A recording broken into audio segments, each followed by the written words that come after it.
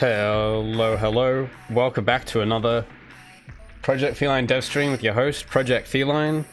Working on more texturing today. Very exciting. Thanks for showing up, guys. How have you all been? It's been a long week.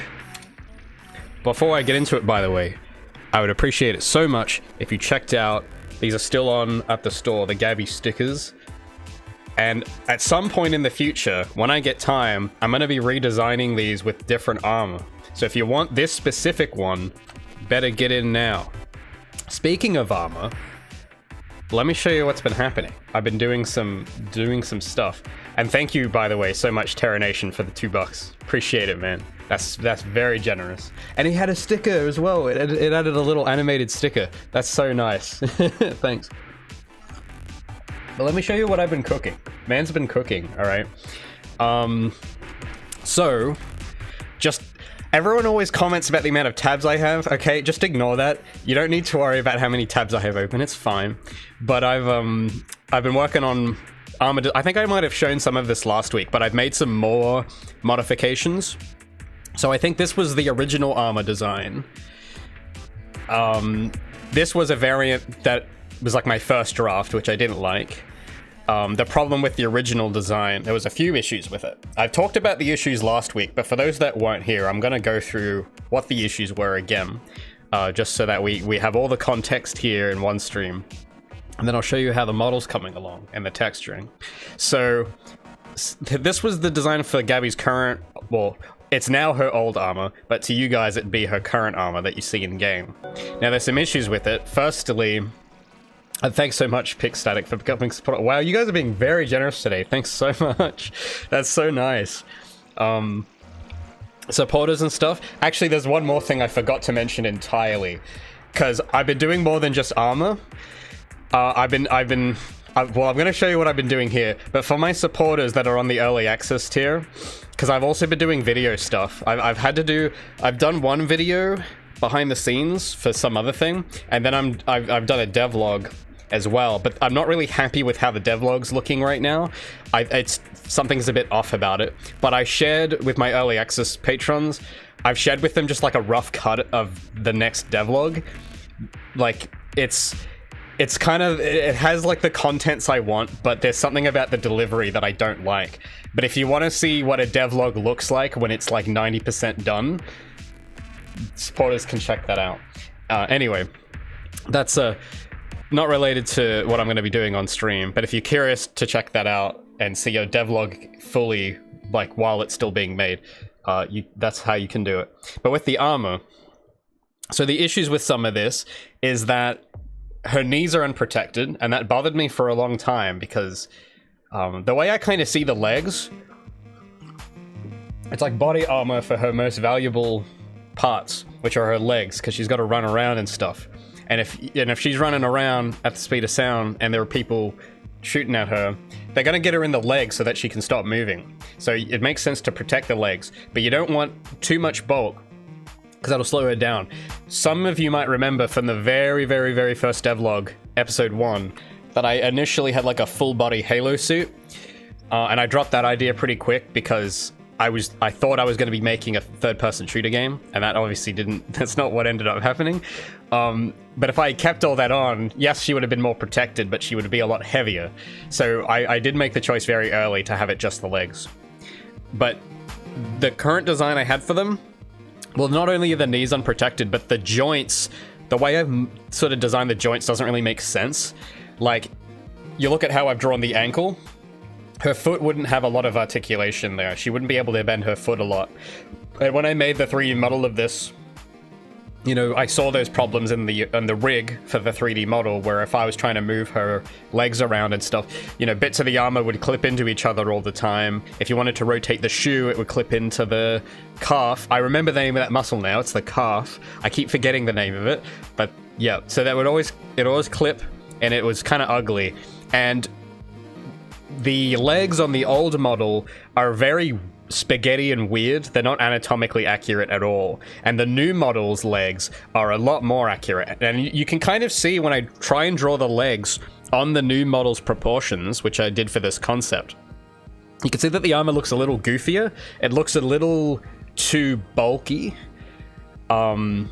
But that's what I had to do to like get the armor to fit on the anatomically correct legs. I had to kind of bulk it up, and then I thought, yeah, no, this is silly. I could do better than that. So these were where things ended up going instead. So I've designed all the pieces again to make sense and to be more practical. This was the design I had last week, and then during this week I spent like a day designing a alternative. Oh, the scroll bar is acting a bit weird, but I designed an alternative that's even more streamlined than the design I had done last week. So this design still has a lot of chunk. Well, I want to keep the shape, of course, and keep the key features, but I'm thinking like if I'm gonna have to actually make this and have it move, like what's gonna be a smart thing to do. So this is the design I ended up going with, and it's the backs of the calves. You can see I've like turned down the bulk on those a bit, because when I tried modeling it, it would clip. So it's, you know, it's all kind of more streamlined, and it still has like the cool lights and stuff. It still has those key details, but it's just more sensible, and it's gonna be easier to make. And I know it's been easier to make because I have started working on it. This is how the model of it is coming along at the moment. It's like 90% the model detail is done. There's just a few bits that are like difficult, but those bits I want to get the UVs and textures first before I do the little adjustments I want to do, and I'll explain why in a moment. But if we compare that with over the model, because I'm just modeling it on its own right now, but if I try and move these pieces over, you can see that I'm gonna have to make them a bit asymmetrical to fit the leg, which I'm gonna do at the end. But you can see that they fit in terms of the joints, because I'm just trying to look at the joints of everything. So if I try and bend this leg around, the rig on the thigh is still a bit broken, but that's something I'll get to later. But if we just, you know, adjust it like this, you can see that she now has knee protection and the armor doesn't clip into itself, and it solves lots of those problems. It still clips on the side here because I have to adjust it for symmetry, but that's something that we're maybe going to get to today. But I can bend the leg, and I've actually modeled it and designed it in a way where as her leg bends, it slots into this gap, which I've shaped to be exactly the same shape as the bit below it. So that didn't used to happen. With the old model, it would just clip into itself, and it looked really jank. And as I said weeks ago with this whole model, it's about removing jank, because the less jank, the less things that look a bit off, the better the game's gonna feel as a whole. It's all those little details are gonna add up. So there's still a little bit of clipping. If you bend the knee to its extreme, there is still going to be a bit clipping. And the reason why I'm okay with it on this level is because AAA games also clip when you bend knees like this. So I figured, well, if it's good enough for them, then that's fine. As long as it looks from a glance that it's practical, then that's like, you know, that's fine. I will never be able to get it absolutely perfect, but if I can get it to the standards that AAAs are okay with, then it's like, all right, well, that's probably fine. So, and I've paid extra close attention to the ankles as well. So being able to bend the shoe backwards and forwards, and you can see that I'll have to like raise this arch a little bit further up. But if we take off that, I don't know if I can take it off or just look at it on its own there. But you can see the bit of the shoe. Actually, if you know, without that, I can fix that to not clip. But you can see just on the leg, the actual flesh leg, it doesn't clip through. It actually is almost exactly flush with it. So I was pretty proud to kind of get that to go that way, because I don't know. I guess I just put more thought into it this time, which I'm happy with how the outcome's going so far. But there's some difficulties. There's some challenges. And I'll, let me just reload the save to get back to what I had. So just with the leg, because the thing I'm focusing on right now, that we're going to work on today, is going to do a bit more texturing, but with this time. And the reason why I want to get the UVs and textures sorted is because it doesn't fit the leg perfectly yet, but there's like a balance between symmetry and asymmetry. And my idea is I'm gonna get as much of the symmetrical work done as possible, so that anything that is going to look similar to the other side is there. And then once that's in place, I'm going to go and modify the shape, you know, like taking this, for instance, and, you know, bending it to fit the leg. Because the thing is, it's going to be easier for me to do it that way with UVing and stuff, and I've already made a start on that. You can see I've tried doing the Guilty Gear style UVs for this leg piece. It's easier to do that when I can still use the symmetry modifier, because then I only have to do one half. Instead of, if I went and took this and changed both sides to fit the leg, then I would have to do double the work UVing and texturing it. So that's why I want to do this first, because the textures shouldn't change that much from this point onwards. So I want to get that sorted, then make those little asymmetrical adjustments. I've had to do a bit more with this thigh piece though, because this has a vent on one side. So I've actually done it as close a job as I can to make it symmetrical. Like, the topology is mostly symmetrical except for the vent. And the vent I've had to topologize in a specific way as well. And you'll see why once I get onto texturing these vent bits, because this probably looks a bit weird looking at because I've got the vents separate right now. And you might be thinking, oh, well, why do you have all this like weird, you know, edges around the vents? Because these are going to be glowing, these little, these little bits here. I mean, if you see the concept, so that's what that is. It's these glowy bits. Now the reason why I've done it this way is for mainly texturing reasons, but weight paint reasons too. Because with the old armor, I didn't really topologize them into the leg, and I wanted to do that this time for some texture reasons. But I'll show you what happens when I try just, you know, having them clip into each other. So here's the old armor model, which I have imported, and you can see with these vents on this version, I haven't modeled them into the leg, but rather I have just kind of clipped them into it. So if we look at it from the other side, you can see it's just floating suspended, and it's just on top of the surface. So it isn't actually modeled into it at all. But the downside of that is, if you look at the line work and how jaggy and low quality it is, if I want the high quality Arc System Works line work, I can't do it like this. I have to have it so that there is topology around all of these vents so that I can add in those lines. And I don't want it to look JPEG crunchy like this. So to keep it consistent with how I've modeled and textured the rest of the model, and for those that haven't seen that, I've got the UV test texture on right now. So let me bring back Gabi's normal texture. So this is what we were doing last week for those that couldn't make it. Just want to see if I can get the light to be a bit, yeah. So to get it consistent, because, you know, if you texture it one way for one bit of the model, you got to do it for all of it. So to keep it consistent with how I've done the texturing for her whole body and her hair and everything, I'm applying those same principles to the armor as well. So yeah, it's a bit unconventional, it's a bit weird, but that's the way that if you want that style, that's the way you do it.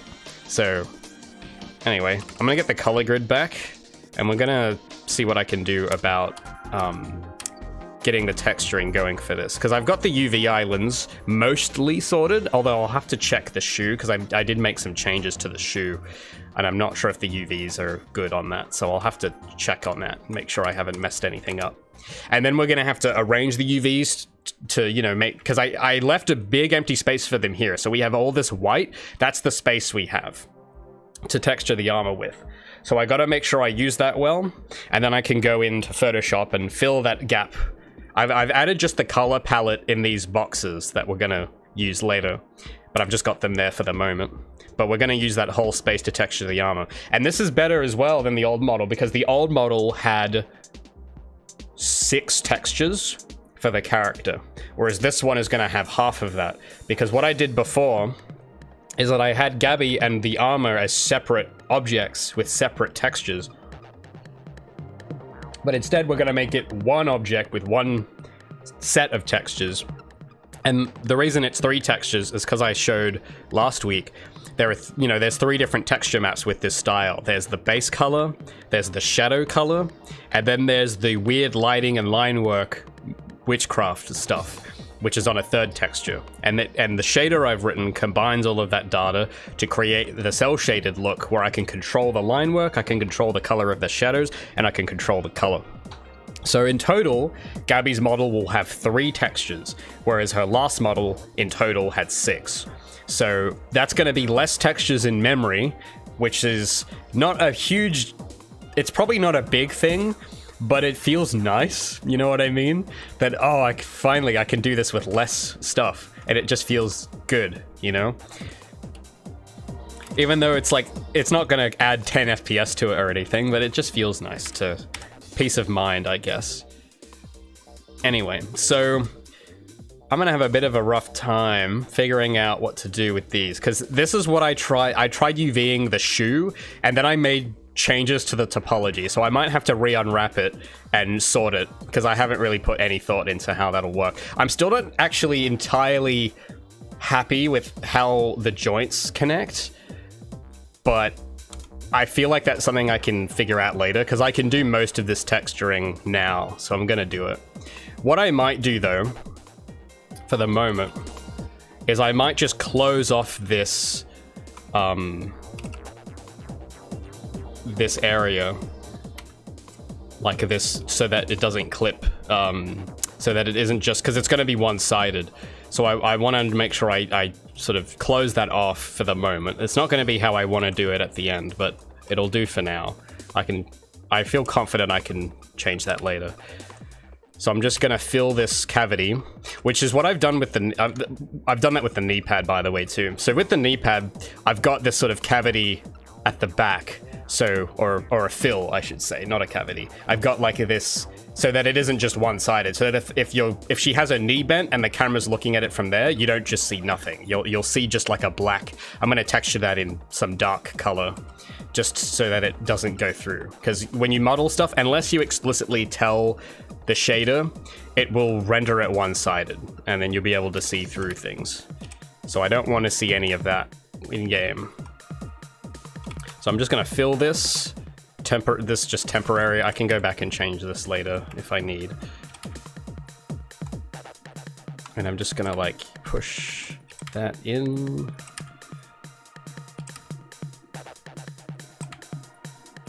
And then we're just gonna unwrap the shoe, because I was like merging these two into one object. And with the shoe, another thing about it as well is that I had to spend a lot of time, like the last, not yesterday, but like over the weekend, I was spending a lot of time trying to get the feet to bend properly, because I actually had the feet wrong, and that was a bit irritating. And I had to basically reshape, because I had them way too wide. I don't know if I'll be able to demonstrate it that well. But there's like specific rules with feet, and I'm not really good with feet, so that was really irritating to like have to work out. But in the model last week, that arch where the foot raises and lowers, I had that further up, and it was really weird looking at it bend with the rig, because it's like, this looks really awkward. Why is it looking so awkward? And then I realized I had to move the arch back, and then I had to kind of reshape everything. And the reason I've got that in is because I'm going to be using this base mesh for other characters, so that's why the human ears and stuff are all in it, because I want to use it for other stuff. So some of this won't end up on Gabi's model, but it will be used later. But also, with having that stuff in, it allows me to more thoughtfully and accurately model things like shoes or armor. So if I go to wherever the armor was, there we go. So because I'm actually modeling it around feet that are anatomically correct, it makes for better shoes, because they don't look goofy, because they actually have to fit. And it's a really fun challenge to do, because when I look at just the boots on their own here, the old armor looks so uncomfortable in comparison. So if I bring up the old, wherever it was, there we go. So the old armor, it's like, well, how the hell would you even fit into that? Like, it looks really, like, it doesn't look comfy at all. It looks like a pain to wear this. And that's the shoe socket, by the way. It's just these stretched pulleys that I've haphazardly just, you know, put there. It doesn't look like something you could actually wear. That's what I'm trying to say. But then in contrast, I can look at this and think, oh, I could imagine putting that on. Like, I could actually picture what that would feel like. And I've actually tried to make the piece more akin to how real shoes are, where they have, you know, the tongue, I think it's called. That's sort of what this bit is. And then they've got heel support at the back, which is something I always appreciate in my shoes. I have very narrow heels, so I really don't like it when shoes have low heels. So I made sure that the heels were high up. And I know it's a small detail, but it all kind of adds up. Makes it look less jank. Anyway, so let's get this boy textured.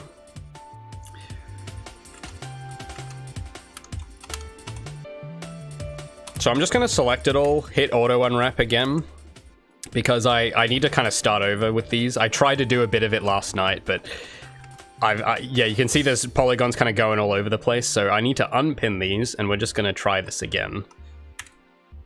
All right, that's massive. So let's shrink that.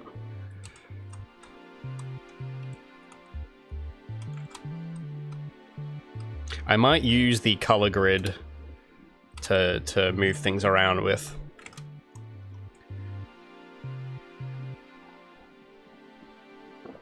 What did I miss? Well, I'm not sure when you joined.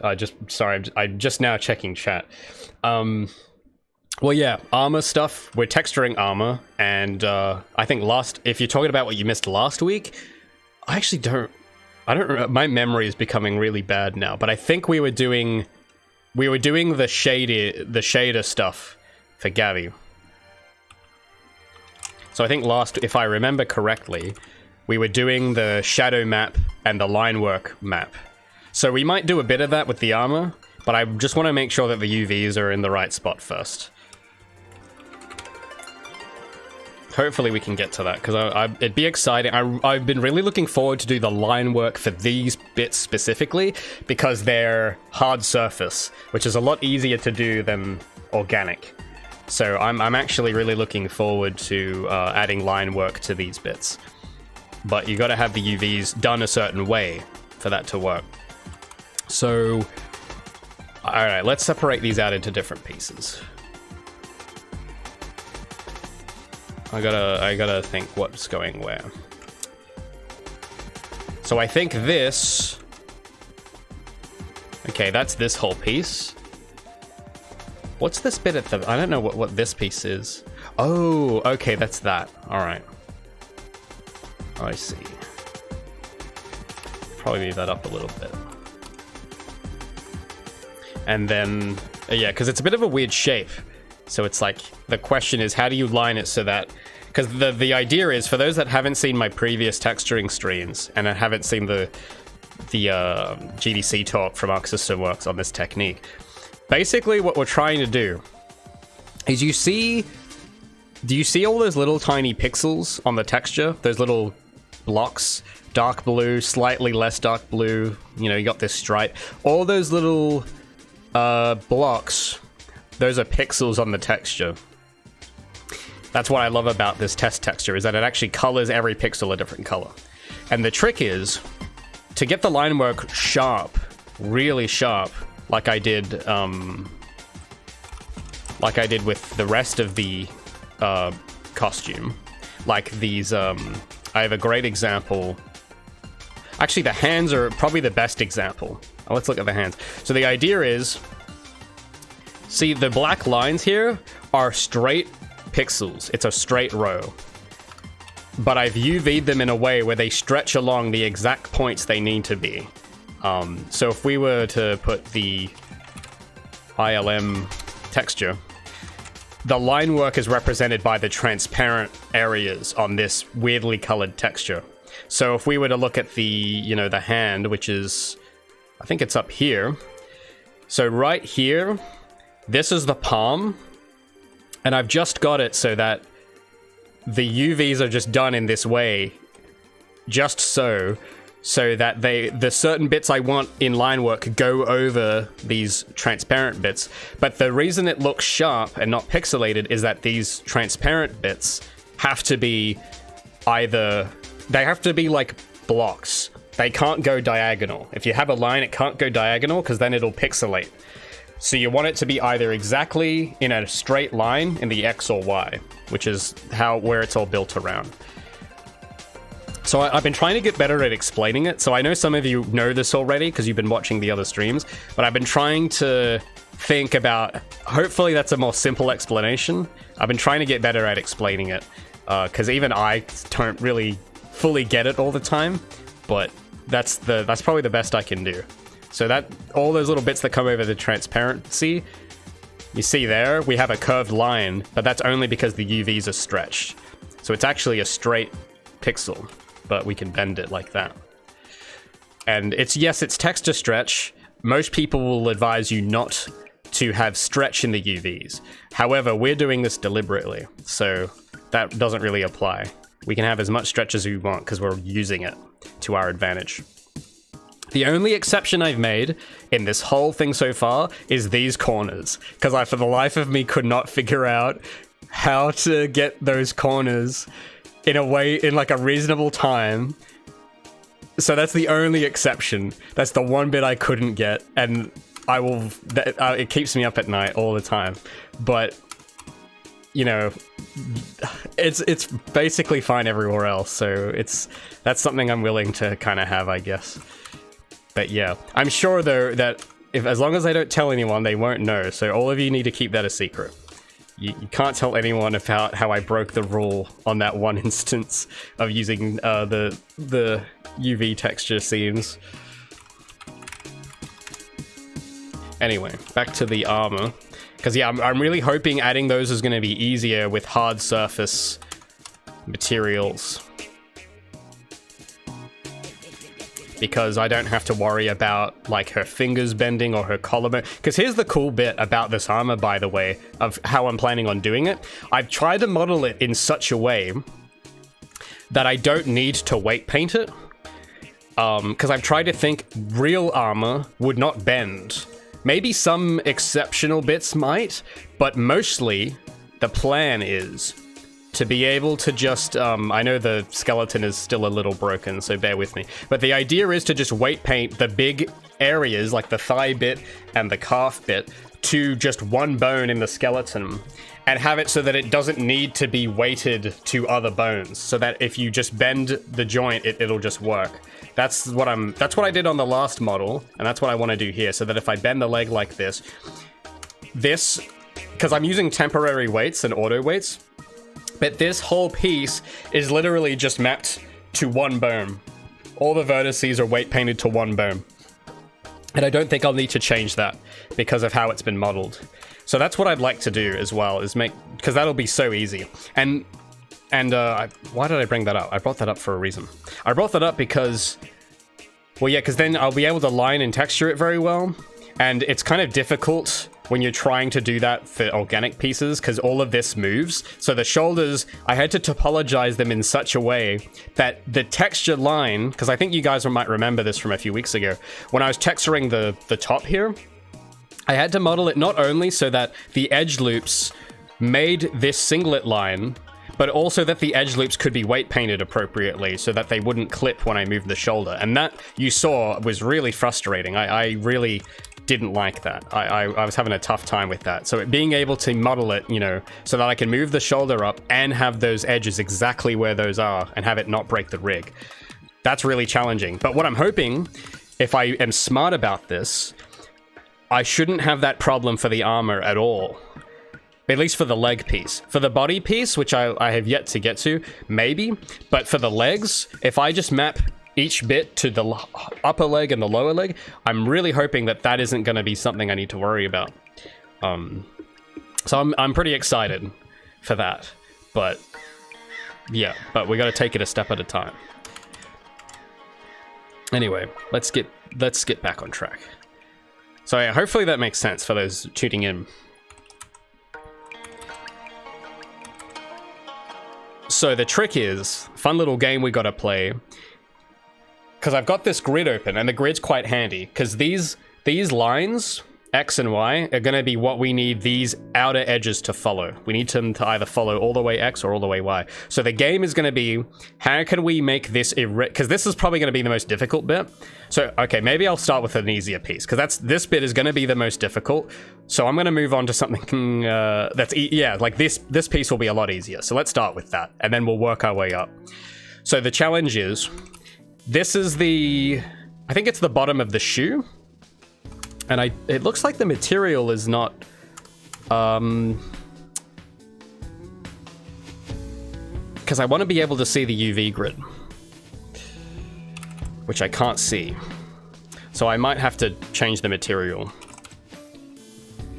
Yeah, just give me a moment. You can kind of see by pure accident that we do have some line work going on already, because all I've done is this whole bit. Is that this piece? Oh, okay, well that seems to be just miraculously lining that line pretty straight there, which is funny. Wow, that actually doesn't... We might not have to do that much on this, but we'll get to that. But I just want to get the color grid so I can see what I'm doing. I might have to make a new material. And make this, use the color grid. Because I want to see the grid on the model, which I can't yet. And I can't see it with the shader, because it's going to mark it in specular. Okay, this should... Yeah, there we go. Now I can see it. So the idea is, you know, how do we... Okay, let me assign it here too.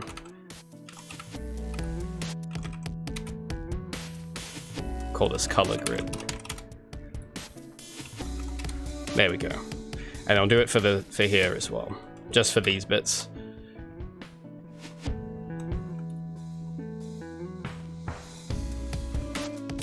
There we go. So you can actually already see by pure accident. Well, actually, no, I think I've unwrapped this top bit already. That isn't an accident. Yeah, no, I've already unwrapped that, so I forgot I did that. But you can see already. So you might have seen earlier how weird the topology was for this vent bit, but you see how we have this line that's perfectly going around. It doesn't resolve at the bottom here, but that's because we're just using the grid texture for the moment. But I'm sure if we were to move this, yeah, you see now that line follows those contours as well. So that's what I mean. You know, that's what we want. We want that to go, because that way, if we look at the concept, because we do have a line that goes over that. And I don't want to rely on the outer hole to do that. I want that to be textured in, that line. Because if we rely on the outer hole, which is the outline on the outside of the character, then you won't be able to see that from certain angles.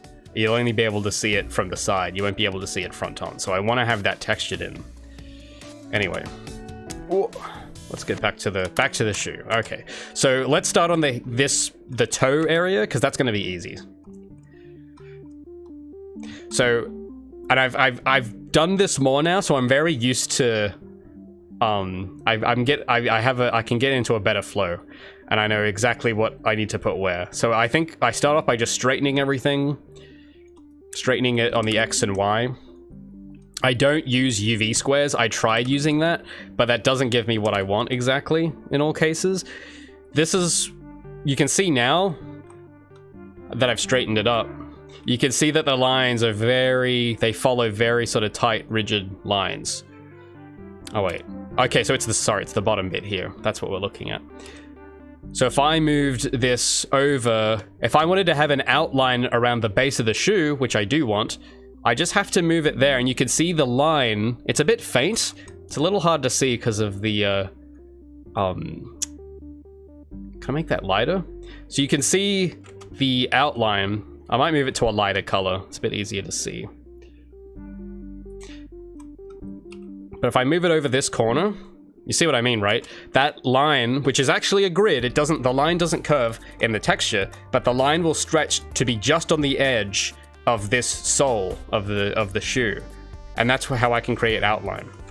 So that's the game. That's basically it. And if I should turn on pixel snapping, because this does need to be pixel perfect. So I will turn on round to pixels so that it's pixel perfect. Because if you move these around on the pixels, you basically, if I'm texturing this, I can add more rows of outline pixels and adjust the thickness of the line. So yeah, you can see here, using just the grid, you can see what that will do. It creates this nice outline around this area. So I'm just trying to see if I can, I reckon that'll probably do, but I would like to shrink it in half. Or do I? Do I want to do that? If I just on the y-axis.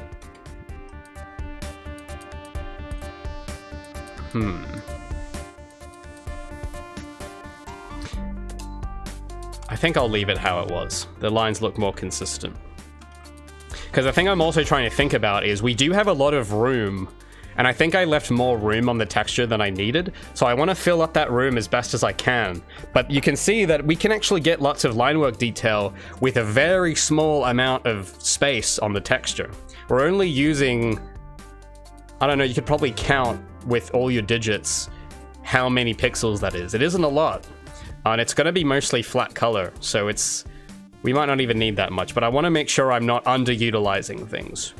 So anyway, what's the next piece we can do?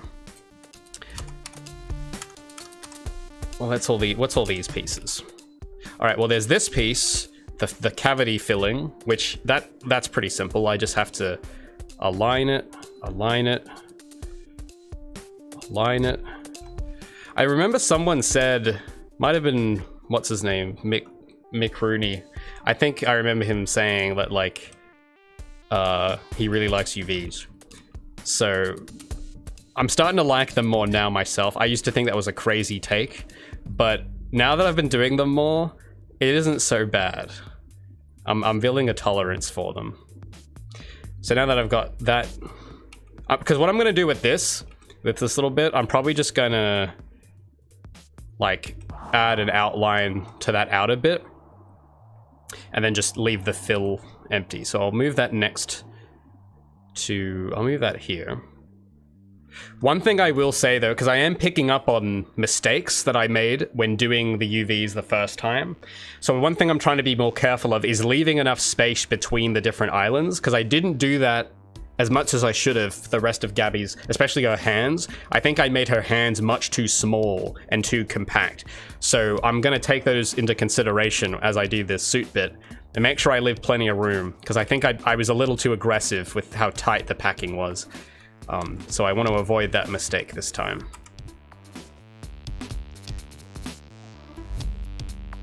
Xavier says it's going to be sick when it all comes together. Well, I hope so, but thanks. I appreciate your confidence in it. I will say, because as I've been doing this, I'll be real, I've been getting really tired of working on this.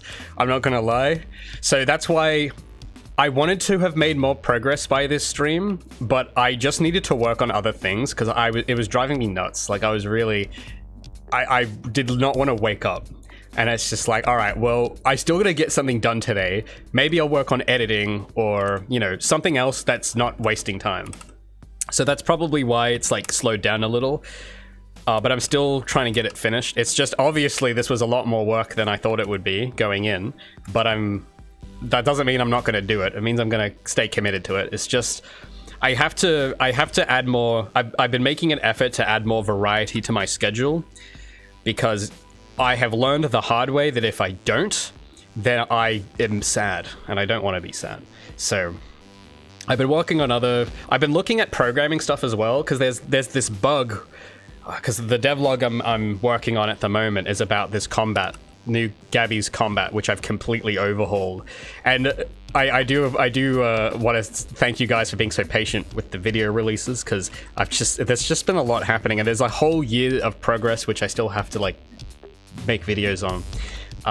It's just that for a combination of factors, it's like, you know, they're just not coming out as often as they were back in you know, a few years ago.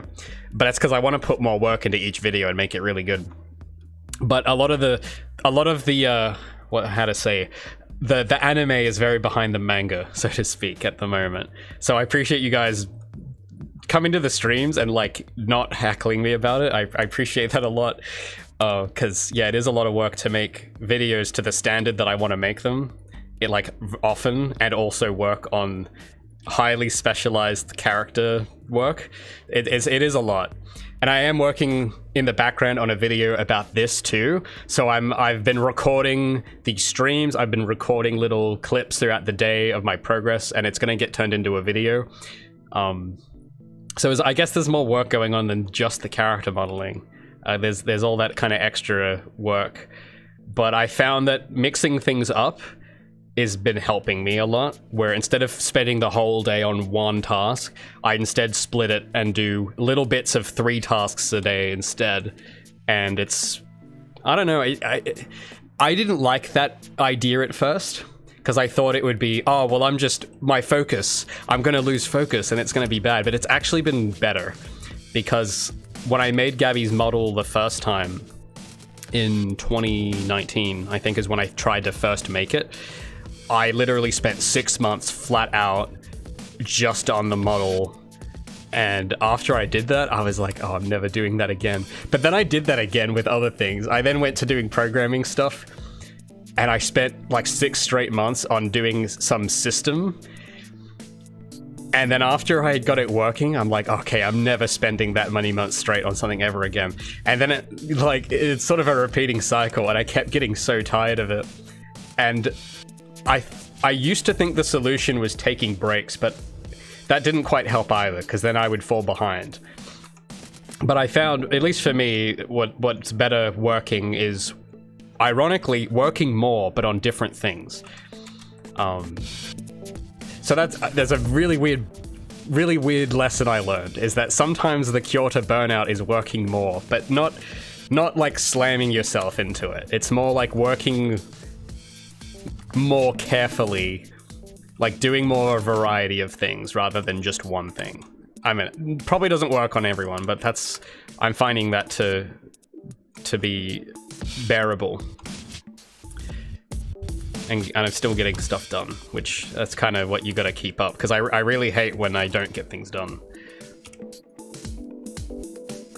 Is the grid texture just some Creative Commons PNG? No. Or maybe it is. But this is just generated from Blender, right? Maybe it is from Creative Commons, but to make one of these is quite easy. You just have to create new image, and then from this little menu, you can tell it to generate color grid, and that's literally it. So maybe it gets this image from Shutterstock, or I don't know, but that's how I did it. I will say I didn't know about this feature for the longest time, and I would go on Google and find the perfect grid. So you don't have to do that. Blender comes with one. So yeah, hopefully that answers your question. G Noble A says, sup Raymond. Sup G Noble. I'll flip that question on you. You can see what's up right now on my screen. We're doing squares, which is fun.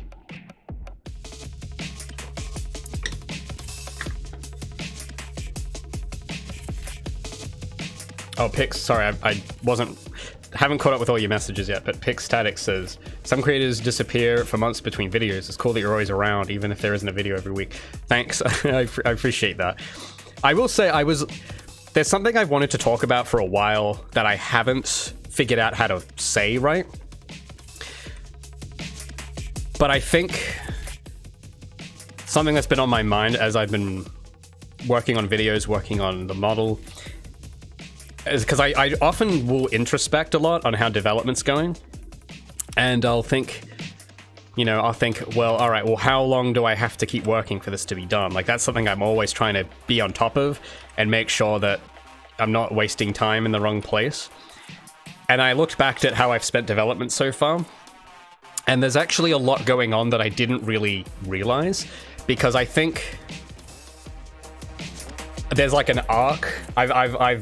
I've kind of organized it, I think, into different, like, I think anime fans would probably call them character arcs or story arcs. And I think I feel like right now I've ended an arc and I'm starting on a new one, or at least for this year. I think a really important arc ended and a new one began. And it was this arc where it wasn't just the game being developed, but it was me being developed too. Because I noticed there was some video, you guys might be able to find it. It was this video from a few years ago where I talked about taking time off the game. And it wasn't even that long. I only took like a few weeks off, but I made this video saying why I took time off, and I went back and rewatched that the other day because I totally forgot I'd even made it. I was looking through the channel and I was like, I don't remember this video at all, and I went and watched it, and I realized how not ready I was with what I'd gotten involved in when I was looking at me talk. And that's one of the reasons I wanted to do devlogs in the first place, because I didn't know people were going to watch it.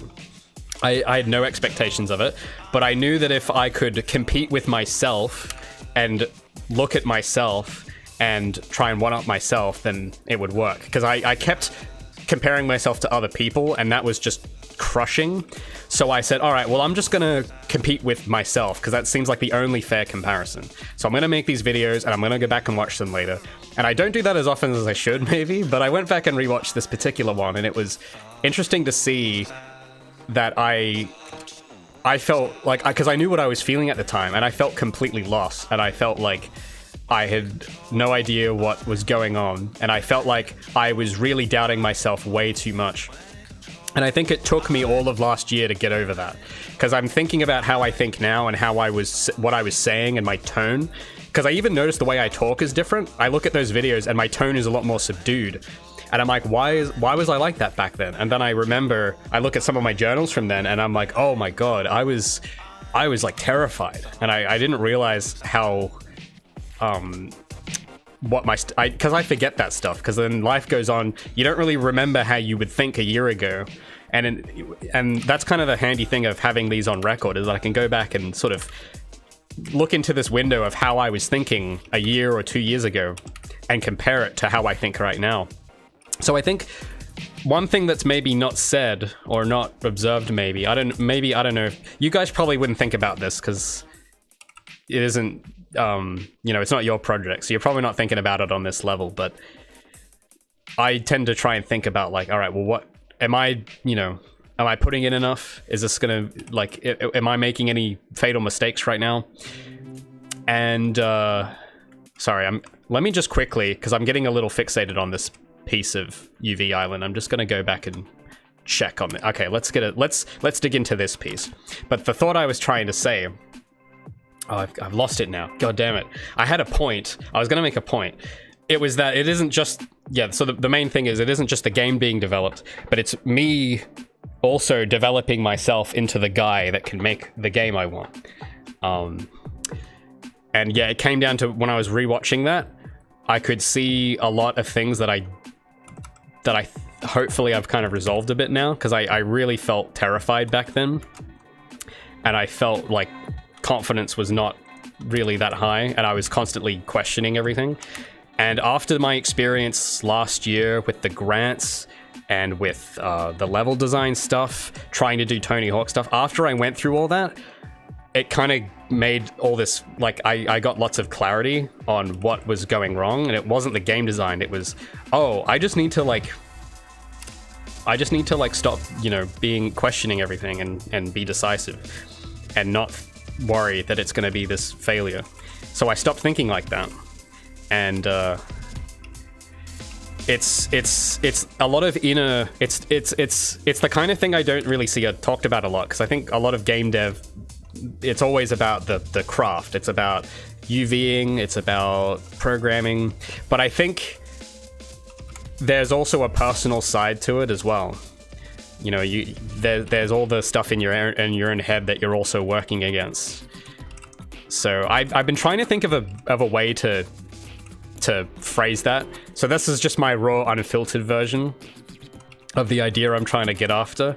I don't know if that makes any sense, but it's something I'd like to maybe bring up at some point in a video. Maybe not now, but maybe once I have all the other devlogs I want to make out of the way. Might be something I look into and try to explain in some way, because I think it's, I don't know, I feel like I can't be the only one that thinks about that. But I don't know, I probably sound crazy.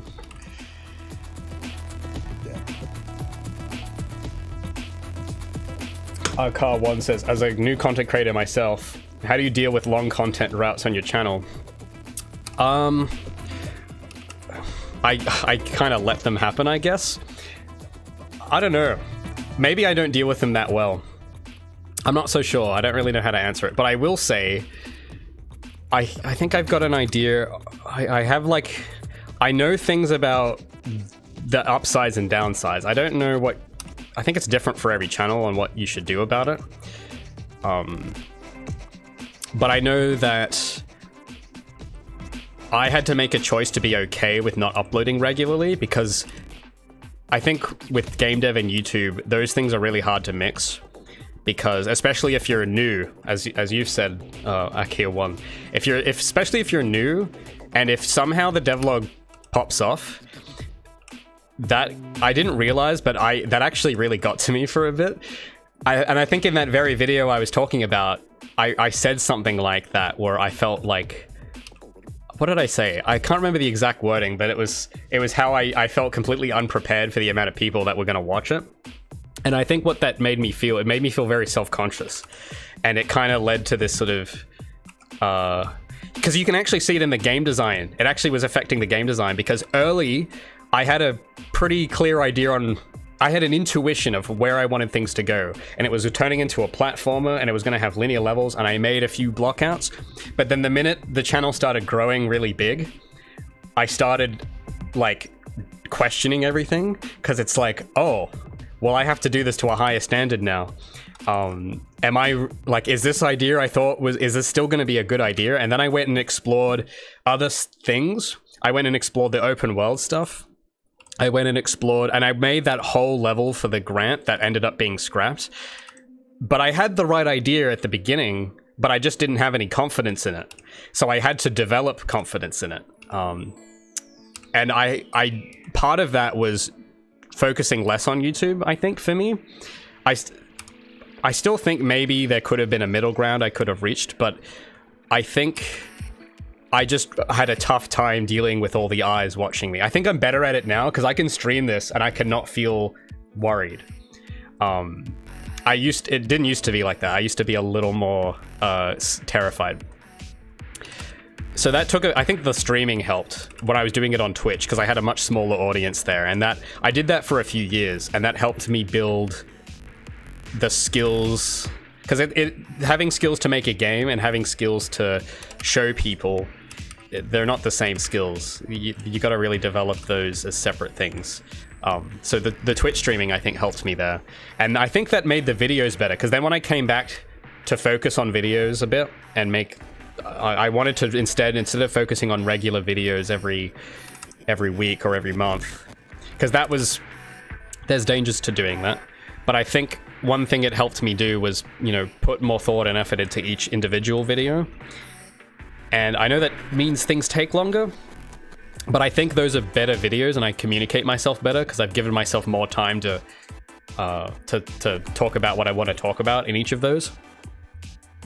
But there was a point I was gonna make. Sorry, I didn't get a lot of sleep, so I'm a little tired. But let me bring this back. I've gone on a bit of a tangent. You were asking about how do I feel about content droughts as a content creator. Well, I guess yeah. It's I don't know. I used to be. I think I wouldn't be too worried. I think if I hadn't done that, I think that's what I was trying to get to, is that I know what would have happened if I didn't hold off a little bit.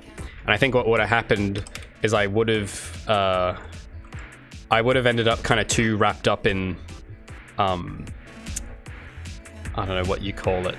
I don't know, there's a word for it. I don't know what it is, but I would have been too hard, and I would have been too critical on myself. Not to say that you shouldn't be, you should be, but I think it would have, I needed to step away and really think about like what I wanted to do. Because when you have that many people watching, there's a lot of feedback, and I think it gave me time to learn how to better handle it. So I guess that's how I feel about it. Yeah, I think it was necessary. Because I think what I'm really trying to say as well is that, especially for new content creators, I will say it is a bit tricky if you're like making stuff and then you get all this validation for it. Like if you get a lot of attention, a lot of views, a lot of comments, and they're all positive, that's great. And I think positive feedback's great, and so is negative feedback. That's all really great. But if you haven't done that before, you haven't received that before, maybe some people are better at handling it than others, but I do think a lot of people maybe ignore how much of a challenge that can be, especially if you're very introverted like me. Like, if you're really not used to talking to people, that can be kind of, it's a lot, and you gotta really like develop skin and develop like a healthy relationship with it, because I think giving in to every negative thing you get isn't good, and giving in to every positive thing you get isn't good either. They're good indicators and markers, but I don't think like basing your whole self-worth on that's a risk you take if you go too hard on social media, I think, as a creator. That's what I think anyway. If you go too hard on it, you can end up kind of, your sense of worth kind of warps, and you kind of get overly attached to, oh, well, if I do this, people will leave this comment or something. Like, they get too much into that. And how can you stop that happening? I don't know. I guess it's just part of it. But that's something I think that's sometimes stepping back can help you sort of sort that out, I guess. Anyway, so let me look at how because yeah, I'm not too sure on how the texture on this shoe is going to work with the lines, because I want the lines going around these contours. But I'm a little worried about this line. I'm a little worried. I think I might have to split these.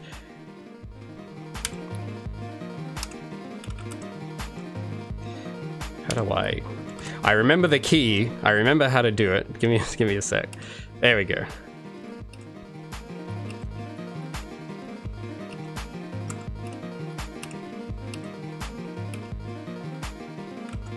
Oh, wait a minute. Oh, this is tricky, because I've got this face here. I think I'll separate this.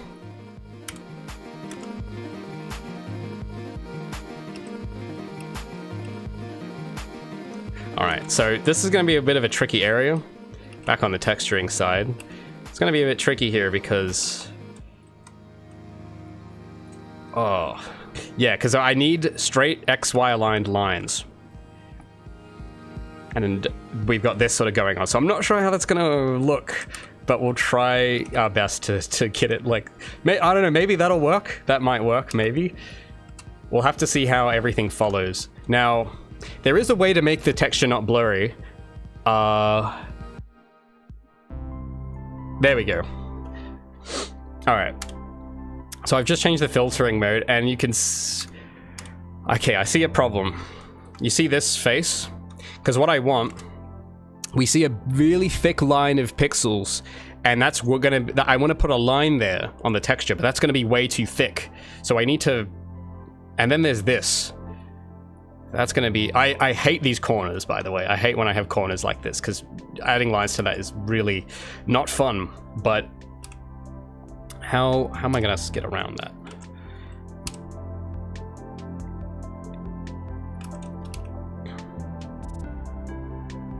Okay, well, I guess we'll leave that, because we still have a row. Oh, I don't know if that'll work, honestly. I don't know. Because the line kind of goes up, and I need the line to go across, and that is gonna not...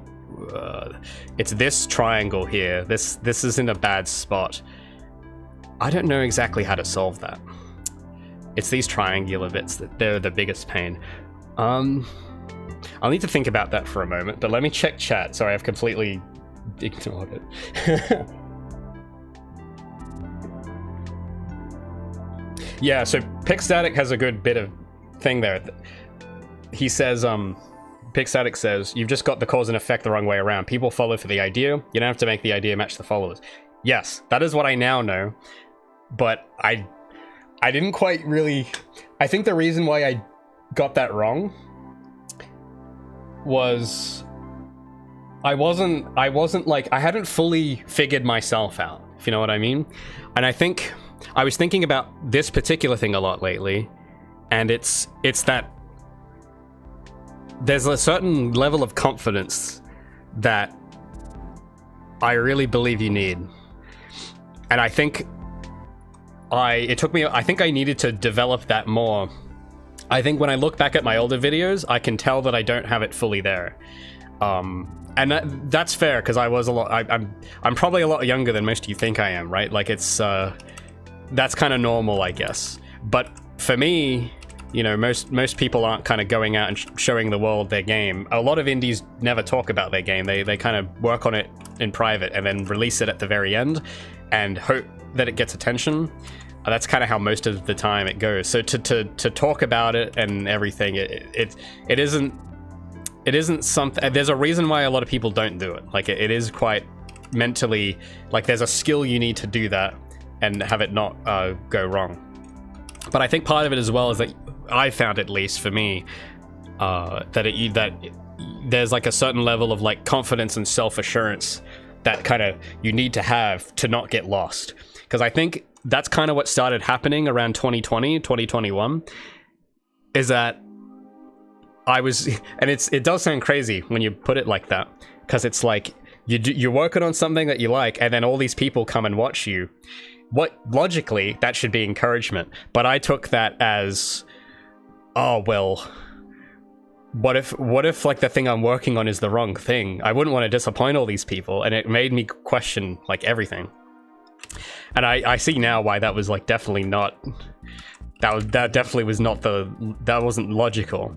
But I think the reason that happened is because I hadn't had that confidence tested, and I think that's what that's what happened throughout that whole year. That's what was going on, is that I was sort of like putting that confidence and sense of value to the test, and it's like, all right, well, am I really confident in this? And I think the answer was yeah, but I had to really critically think, like, really, like, is this, you know, is this really it? And now it's come to this funny thing where the thing I wanted to do at the very beginning is now what I feel where things are going. But I had to kind of explore the alternatives, and for me to feel confident for the right reasons in what I wanted. Because I think at first, when I started making decisions about levels, it was from intuition.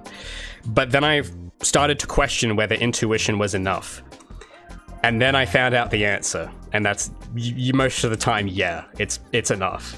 Because then I went through what it was like to need other things than intuition, and that led to that video, the last devlog I made, not the last one but the one before, about development hell.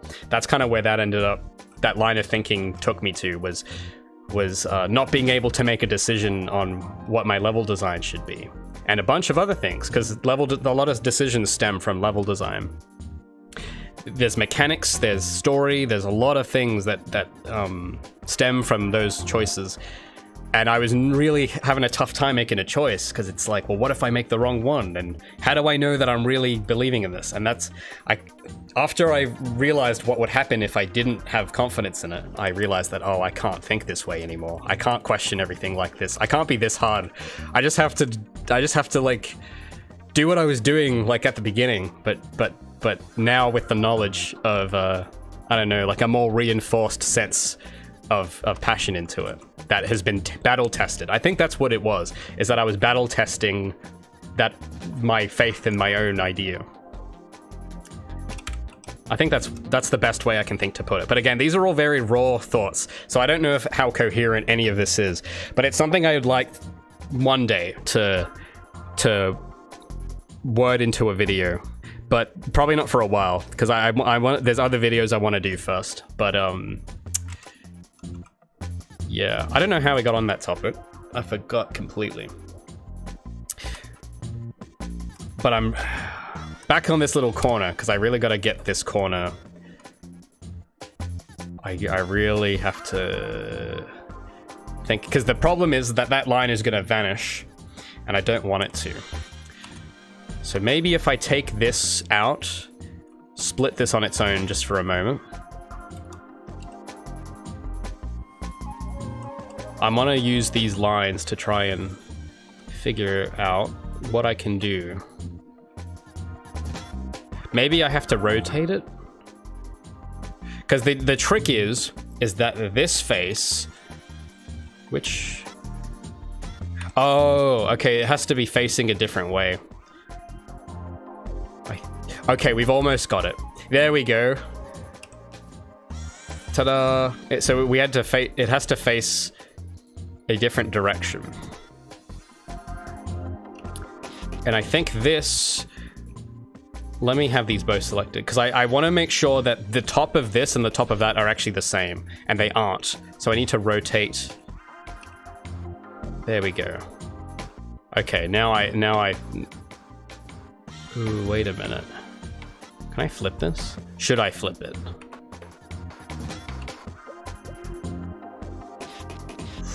I don't know if this is flipped around, this... Oh no. Okay, no, I know which direction this face is facing now, I think. I think this is the top. Oh no, that's the side. Okay, see, that's why one thing I do hate about triangles is that it's hard to tell which side is up. So I think that's the top, but it looks like it's flipped. Can I like mirror X? I think it'll make more sense this way. Okay, now I understand which way this triangle is going. So that's the top, that's the bottom. Okay, that makes sense now. I know where that is. So now it's like, is this facing... Because I want to get it to sort of face the way I'm looking at it. And this is also flipped. But... Okay. So if I take this... Sorry, it's just a very weird little corner. But if I take that and that... And if I... Yeah, you see how now don't worry about the top, but just from the side, you see how that line goes around? That's what I'm talking about. That's what I'm talking about. And then I think what you would do is that, yeah, you would connect them here.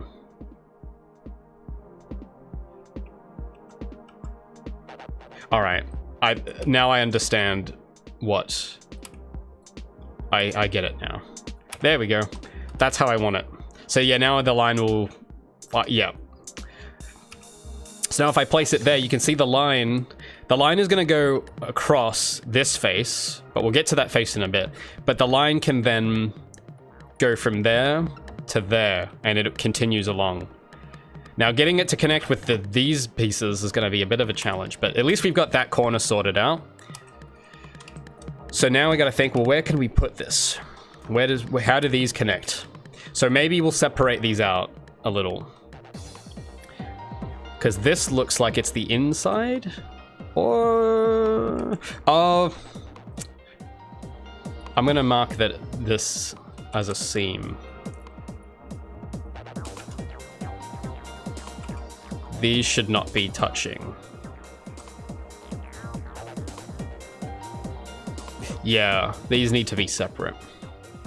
So let's take all these. That's gonna make it massive. I'm gonna move that over somewhere else because I know exactly what I'm gonna do with that. We're gonna straighten that out. Because we wanna have lines. I'll show you what we're gonna do. We want basically all of this in a straight line. A continuous strip. That's what we want. Because then what will happen, you can start to see it on this corner. And for whatever reason, where is that? That isn't part of it for some reason. I think I missed a few polygons there. Let me try it again. Because if we have this as a big continuous strip, we can add lines to the edges. Yeah, so those aren't all connected. So it's gonna look weird when I hit auto unwrap, but we just have to basically straighten it out. In fact, or maybe, is this an instance where UV grid will actually work? Okay, there we go, actually, because I didn't want to rely too much on the plugin, but that's basically, there we go, that'll save us some time. So you can see, if I place this over a line, you can see that now there's an outline around the edge of the shoe, and that also goes to the other side as well. So if I stretch these out, see the line, well, maybe the line's a bit too small, but you see what I mean. It creates this line, the pink, see that pink line going around the edge? That's what we want. Now we're gonna have to adjust it a little because the thickness is not consistent. So that's something we can work on. Let me just unshrink it, because we do have plenty of room on the texture to work with, so I don't want to shrink things too small. But it looks like there's a bit of... Oh, maybe we can leave that. Yeah, maybe that's fine. But I'll make it wide so that I have a lot of control in the line width. And we'll move this somewhere. We'll move it over there, I guess. Now I gotta remember these. Okay, so these pieces, let's focus on those. So these bits are these sort of chamfer pieces. And I think, I just wanna see how they look when I have them over lines of stuff. So if I have this here,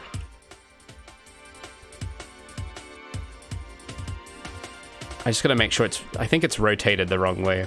There we go. So you see we can create a line like this. So that's pretty cool, except, I don't know, there's something about the rotation that isn't, oh, it's rotated sideways. Oh. All right. Yeah, there we go. That's acting a bit more predictably. Because the reason I want it to, like, I can move it and I know what part it's doing. Because remember when I was texturing the other week, I had paid enough attention to these UV islands that I memorized exactly what each island did.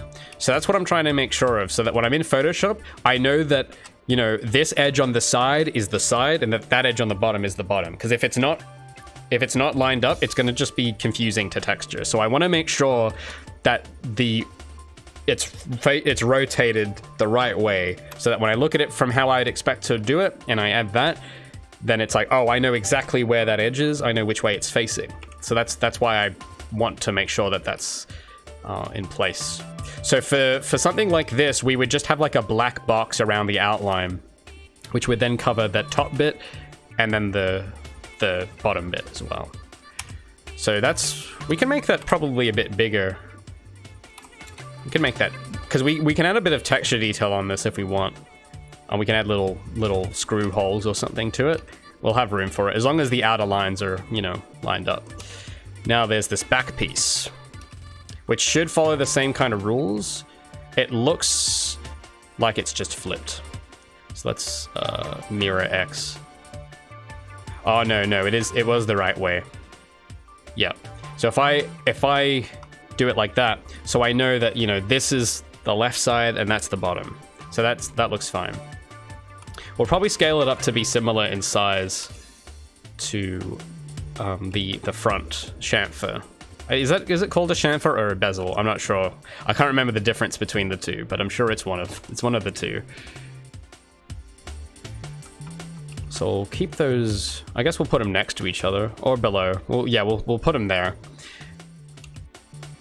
We might rotate this sideways.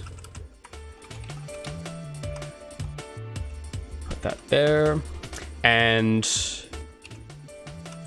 then there's this piece, which I was in the process of sorting out. So I have the triangle. What are all these? Okay, well, let's sort through these.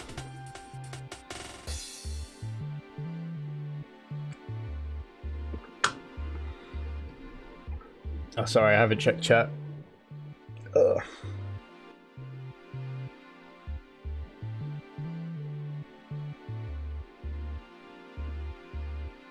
Xavier says, this is nuts. I'm still wrapping my head around it. Yeah, look, me too. Me too, man. It's, it'll all make sense though. Remember last week? Things were getting crazy. The UV maps were all crazy, and then it all came together. So it's just kind of this, I don't know. I mean, this is sort of the fun.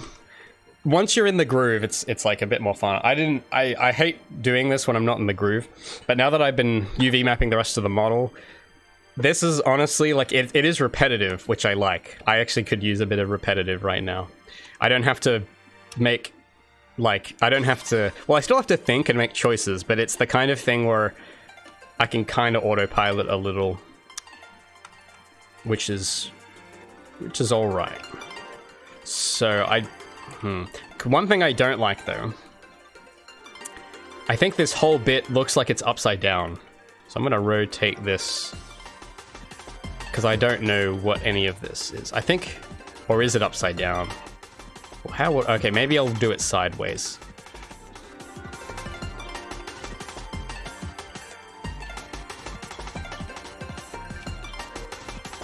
Okay, when I rotate it like this, I think I actually understand where this is now. I think this is the bottom. That's this bottom bit, I think. This bit sticking out. Yep. And then this bit at the back. Yeah, that's the back. All right, so now I know where this is. I know I can read the map, the UV map. Elijah asks, are you gonna do anything when you hit 100k subs? I know this sort of thing is giving into the algorithm, but it'd be cool if you... It would be cool if you didn't have any devlogs planned. You mean like it'd be cool to do if I didn't have anything else planned to just do something? Maybe. Honestly, yeah, that's something I've like thought a little about. Of like, should I celebrate it or not? But I think maybe, yeah, I probably should. Cause yeah, as I was trying to say earlier, you know, it's difficult when you have like a lot of subscribers. 100,000 isn't, compared to a lot of other channels, it's probably not a lot, but it is, for me, it's significant. But I don't want it to just be about, oh, I have big number. I think that's what I thought it was going to be like when I first had that thing of, oh, one day I might hit this number, and the first thought I had was, oh, well, that's just a number. Don't tie your self-worth into that. But I think it isn't just that. I think it isn't that it's the numbers big. I think there's something, it's more the interest and the passion. That's something I would want to celebrate. Not just the fact that it's a big number, but the fact that that people have been so appreciative and interested and engaged in my work. I think that's what I would want it to be more about, rather than just, you know, having the plaque with the number on it type thing, because it's a number, but it isn't I want to make it, yeah, less about the number and more about what it represents. And I think, yeah, I don't know what you guys would want me to do. I don't know, maybe like a Q&A, or I don't know if there's a better idea that you guys can help me come up with. That'd be cool. But yeah, like I think it would be a good idea to do something. Because it isn't really, I don't think it's not really about me and my channel, it's about you. It's about that you guys don't have to subscribe at all. You don't have to be here watching me play with squares, but you are. And I don't know, I want to do something where it isn't about my channel has this number of thing. I want it to be about what you guys have brought. So I don't know. I haven't really thought about it until right now that you brought it up. So I don't know what I would really do for it, but I don't know if there's any cool ideas. I'm open to them. Bergman says Q&A would be fun. Yeah. Well, that's my default idea. If nothing else I can think of, then I'll probably end up doing that. Yeah, Elijah, that's a great way to put it. It's the community, exactly. I will say, yeah, like I feel a lot more comfortable having a community.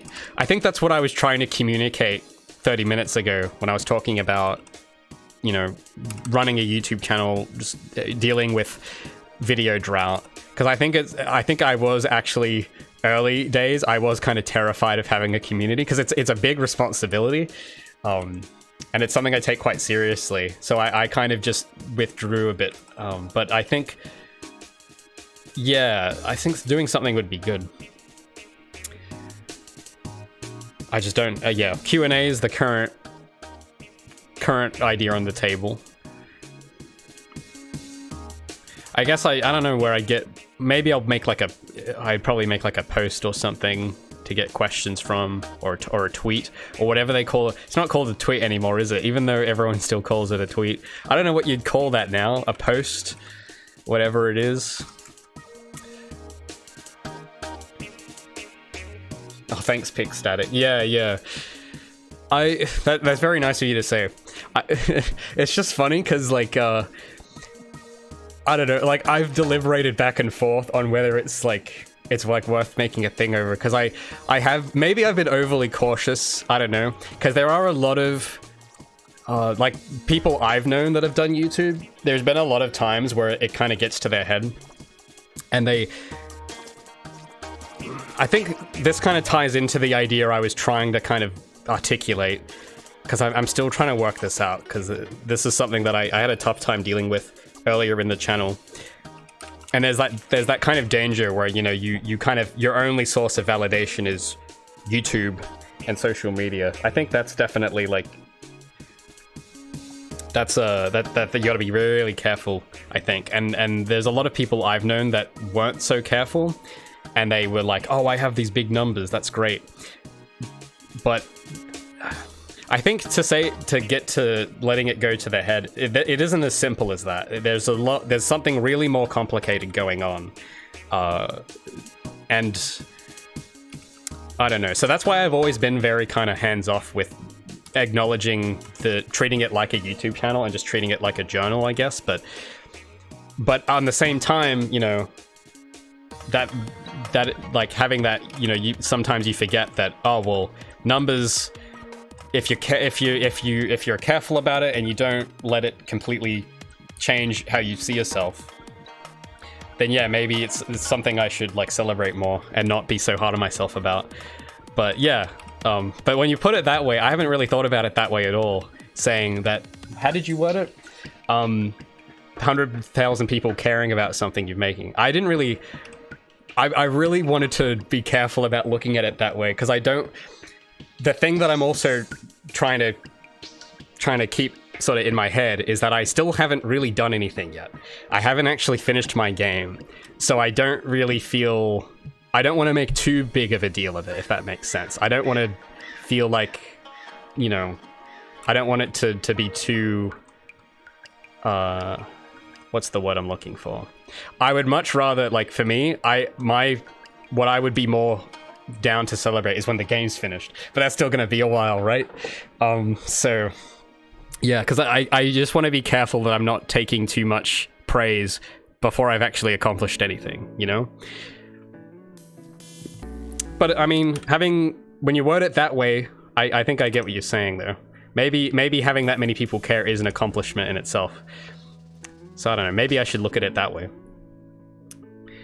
But I appreciate you guys wanting to have something at all. Like, that's also pretty cool that you guys want something. So I'll think about what I can do.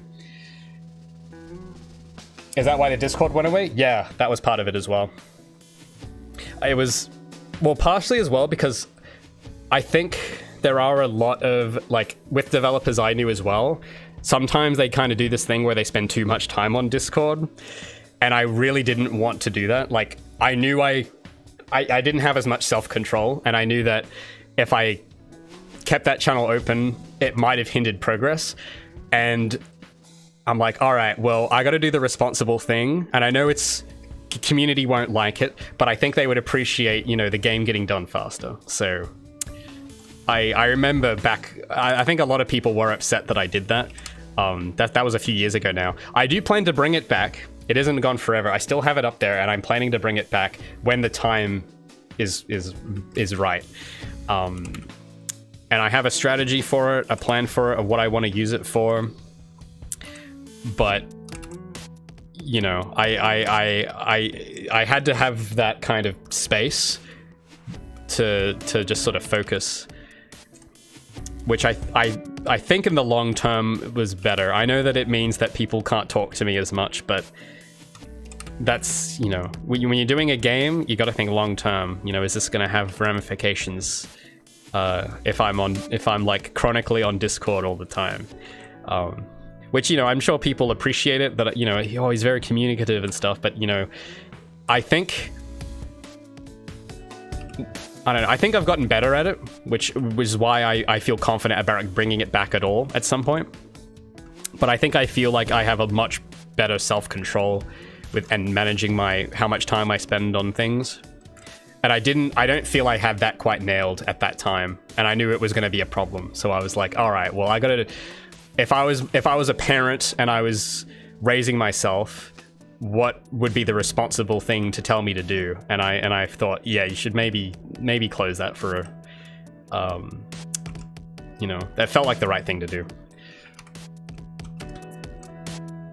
Okay, sorry, I'm just trying to think as well about these UV islands and think about Discord at the same time. So I'm slowing down a bit. I'm gonna try and speed up the pace here with the UVs because I really want to get to adding the lines. That'd be great. Getting the lines in. So what I'm trying to work out is how this all connects. What bit goes where? What bits should bend? What bits shouldn't? That's what I'm trying to work out. So when I look at me clicking on these, I don't understand what any... Oh no, okay, now I've got my bearings. I know that that's the top. Will that be good? I think that should be good. I'm just looking at where the pixels go. I think I do need to make this whole area bigger because the lines are way too small.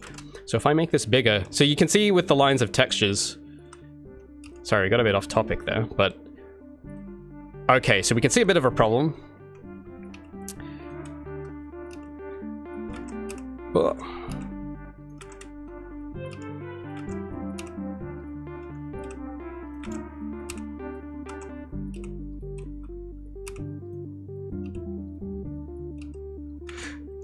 Which line is that?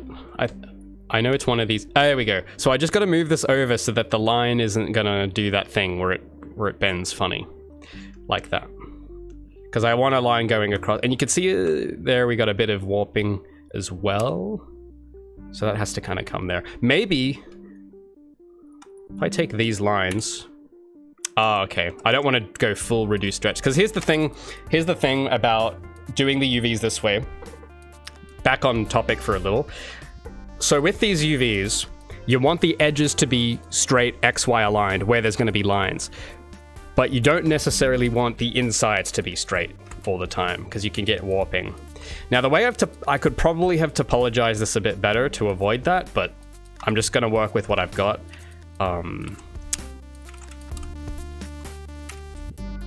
Like here, for instance. I don't know where that is. But you can see that if I let the vertices just kind of sit looser, the lines are, there's still a bit of stretch, but it isn't as bad, you know what I mean?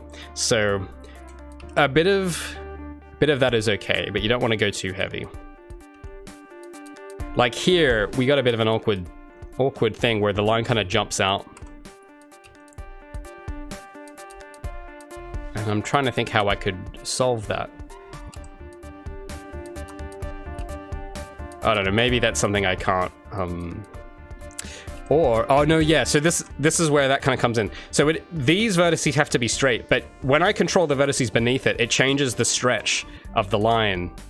So the idea is, if they're straight, that doesn't always work. But if you have one of them kind of bent slightly, see how now that reduces the stretch? So yeah, so that's something else I have to kind of keep an eye on and look out for.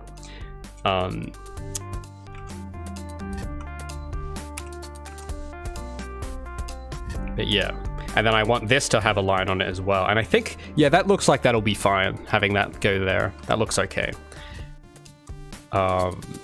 It's just this bit is going to be a bit tricky. These little corners where two quads kind of intersect is always a pain. So I'm going to just see what I can do about that.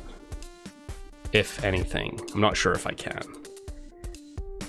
Oh no, that should be fine, because there's going to be a line and it's going to pinch there slightly, but that will be almost imperceptible, so that's okay if it pinches there. I don't mind that too much. And then there's this bit at the end. I think that looks fine. Oh, wait.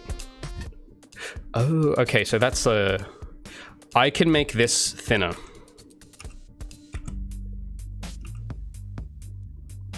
Because that is the inside bit. And I'll make this more so that I get more room to control. Because the wider these are, the more variability I'll get with the lines. Because the line of 1 pixel is proportionally only like a 16th of that. Whereas if I shrink this down, it becomes like a 1/4 of it. So the wider these islands, the more control of the line width. And I want for those areas that are visible, I do want control. I want to be able to, you know, really, you know, have a say on how those lines go. How like thick they are, because the less pixels you get, that's the less options of line widths. That's basically it.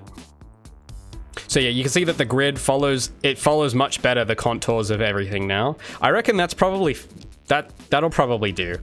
I think I've spent a bit too long on this piece, so let's move on. I don't think have I addressed this? I think I did this, but yeah, okay. So I did this bit off stream, and this bit, and oh, did I do the knee pad? No, okay, I did. All right. The only thing I haven't done is the vents. And oh no, I have done them as well. Actually, yeah. So I have actually done a lot of that off stream. So the vents are all here. So that, okay, it looks to me like the UVs, the islands individually, let me just check. It looks like they've all been sorted. They just need to be packed a bit better. And there's this one loose island that I need to find a place for. I guess that can go here.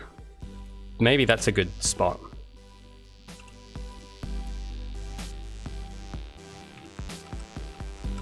Because that would, I think that would go, like if in the actual mesh, these both would connect here, I think. But yeah, I'll leave those on their own and separated. But I'll rotate it this way and make it a bit larger and just put that there. Because what I'm going to do, I'm just imagining how I'm going to do this. I'm going to have a bit of line there, and I can use one color block of black outline to add line to that bit and to this bit. So I want to keep those close together. Now, we got to think now about how do we want, because we have a lot of room on the texture, but we got to be smart about it. You know, we got to think, well, how do we want to fit this? So I'm just going to move these off to the side, and we might have to rescale bits. And let's bring in the ILM map. So this is the texture that's going to have the line work on it. And this whole white, that's the area we have to work with. And you can see that we are not taking that much space up. Like everything is, we're going to have way too much room, spare room. So we need to scale some of this up to really take up, because we might as well use all that room. We're not using it for anything else. So let's really take advantage of that space. So I need to think, what are the pieces I want that are most prominent, that need the most density? I would say it's the thigh bit and the, what is this called? The calf. Those are the two pieces that need to be the biggest. I think this is the thigh piece. That looks like the thigh piece. So if yeah, that's, all right. So that should be pretty big. So we can probably double the size. Oh, double the size. We could even go a bit, yeah, we can have that take up like a full thing here, probably. And then, we could probably have that take up a fair bit of room as well. And then we could probably squeeze in the rest of it, I think. I think this bit should be a little bigger. I should organize this because I actually don't remember what all of these are. So I should organize these a bit, this, because I think this is the toe. That's all the toe. So, and I'm not really, except there's one of these. I don't know what that is. Oh, okay. That has to go with the middle piece here. So I'll keep those grouped together. And then I'll sort out the toe and see if I can pack just this bit better and then find a place for it on the big texture. And we'll see how we go.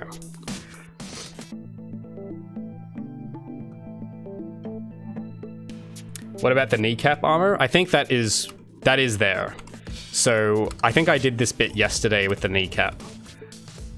So if I select that, I think that should be part of the group. Wherever it is. Oh yeah, there we go. So we got plenty of room. I think it's this whole piece. So it's huge. We got a lot of room. And then I think this is the top. So we could probably make this bigger.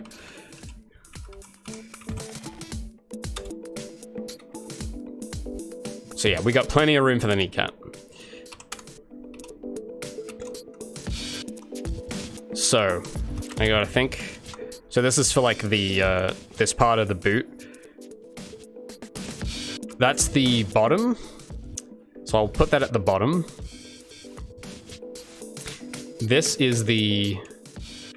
Okay, I might rotate it.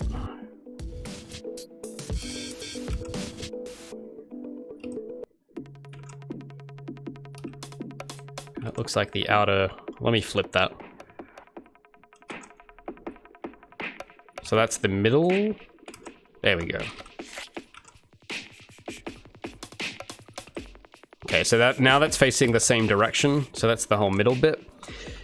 And that's the cavity at the back. I'll just move that over. I think this is the bottom. Yep. So what way, I just gotta think what way that's facing.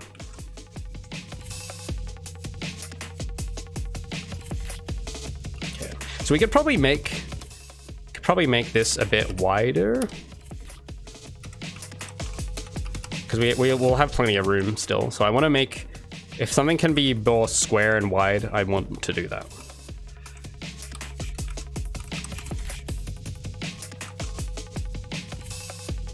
And then there's this whole bit at the bottom.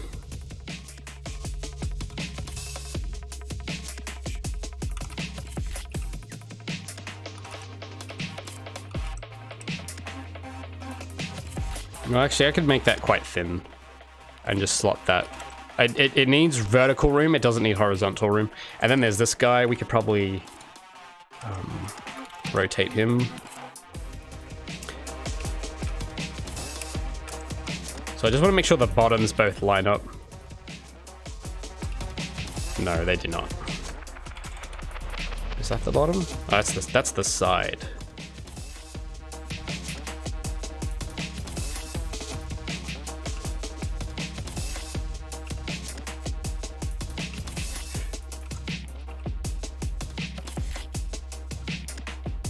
Well, I'll slot that in here. Pack it right next to this fella. Oh, there we go. So that's the toe area of the shoe. That could... Oh, see, we could probably slot that in around there. Then there's this bit. I forgot what this part is. I'm sure it'll come to me. Oh, that's this whole piece. All right. Well, we could make that a bit smaller. Okay, so we should group all this. This should all be kind of organized together. I think that's the bottom. Yeah, so that's the bottom. I will thusly move it.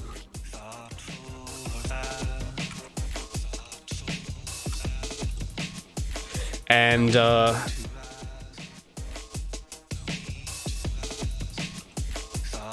just gotta then figure out how I want to organize these. Because once I have it organized, I like will memorize exactly where it all is, and texturing it will be really quick. Because I'll know exactly what each piece is for. But I have these little rules when I'm organizing my UV islands. So for example, this whole piece... Okay, here's something I don't like. If I'm pulling this from the middle, I want it to behave the same for every piece. But you see how the little bits on the corner here are pinching from the other direction? So I don't want that. So I will align them to be similar. So that way, if I rotate this around, yeah, see now they both pull from the same area. That I like that. I like when things work like that. Except this is now upside down, so I'll have to mirror it. So if I pull it from the bottom, it behaves as I expect. Where did that go? Oh, okay, that's up here. So this is at the front. All right, well, let me look at it from here. So if I pull both of these, I want them, okay. That works how I would predict. I think I might have these next to each other rather than below. I want to have these next beside each other. Because that way, if I'm editing this, because these are going to have very similar textures. And if they are like align the same. If I pull on the side of one of them, it does the same side on the other. So that's good. I like that. Now there's just this top piece, whatever this is. Okay, that's the whole inner... That's this whole bit. So I can probably shrink that into this space. and to have it just, you know, stay there. I reckon that should do it.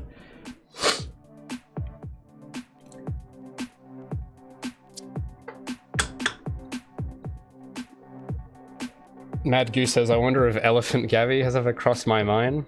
I can't say it has. No, I don't have any elephant characters, sadly.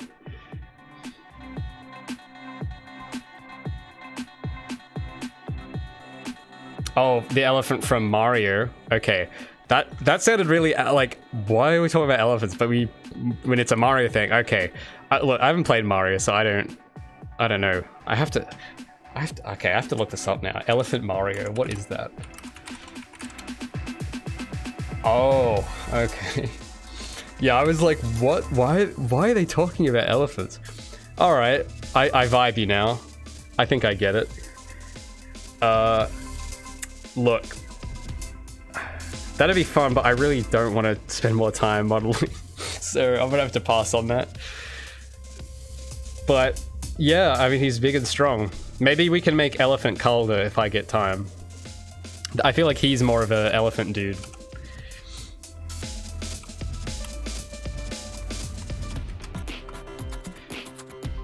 But yeah, I'm guessing that, is there some new Mario game out? I keep seeing like ads for Mario everywhere. I'm assuming there's some new game that's come out. That's my vast deduction skills. Based on my targeted advertising, I will deduce that there is a new Mario game. Super Mario Wonder? Cool.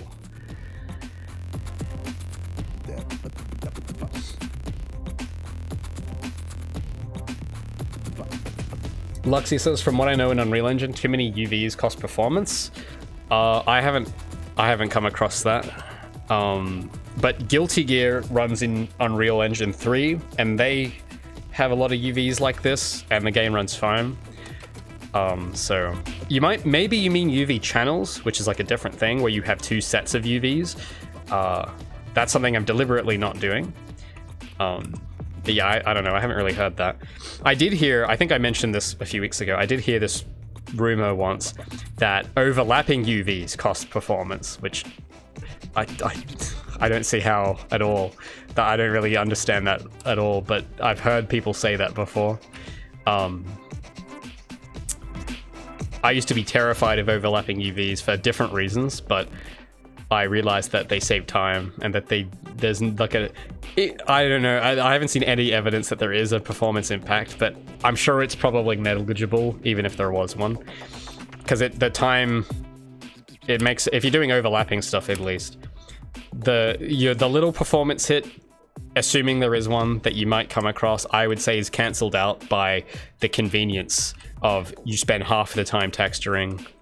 So I'd say that's a fair trade. Assuming there's even I haven't seen that substantiated, so yeah. But if there was a hit, I wouldn't be worried. I'm already making optimizations in lots of other places too. Like for instance, the poly count of this model is like half of the old model. The amount of textures is half. So I reckon if there's going to be some UV thing, we've probably evened out that problem with all the other stuff.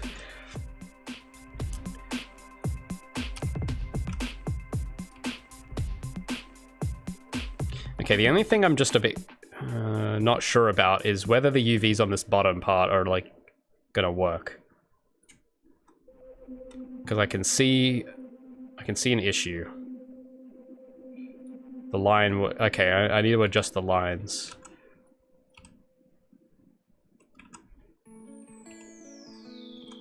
For whatever reason, I think I need to...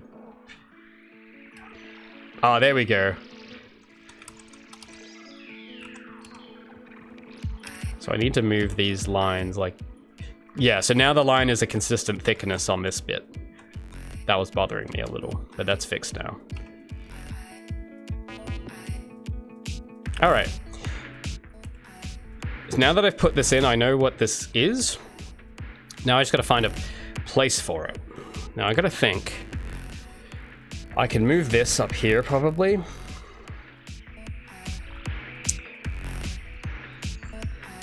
What is, because I do, there's something that I think I should shrink.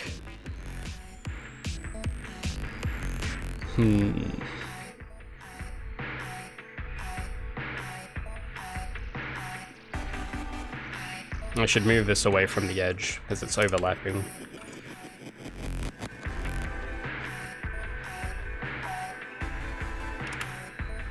There we go.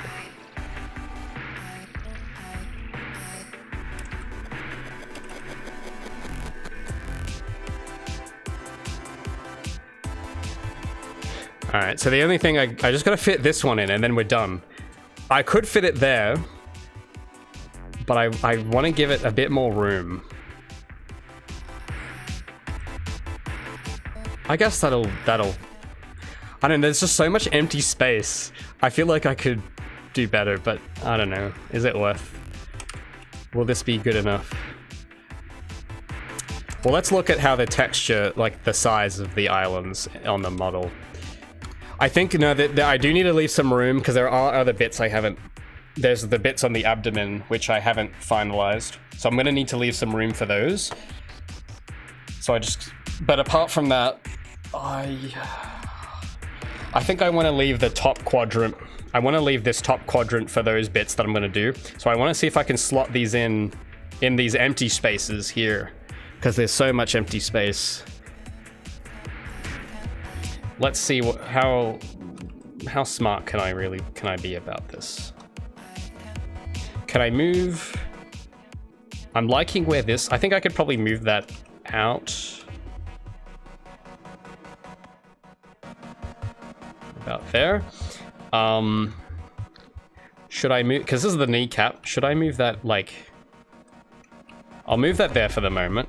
And I might leave... Because I'm thinking about the top of the leg should go to the top and the bottom of the leg should go to the bottom. Because that'll help me organize it.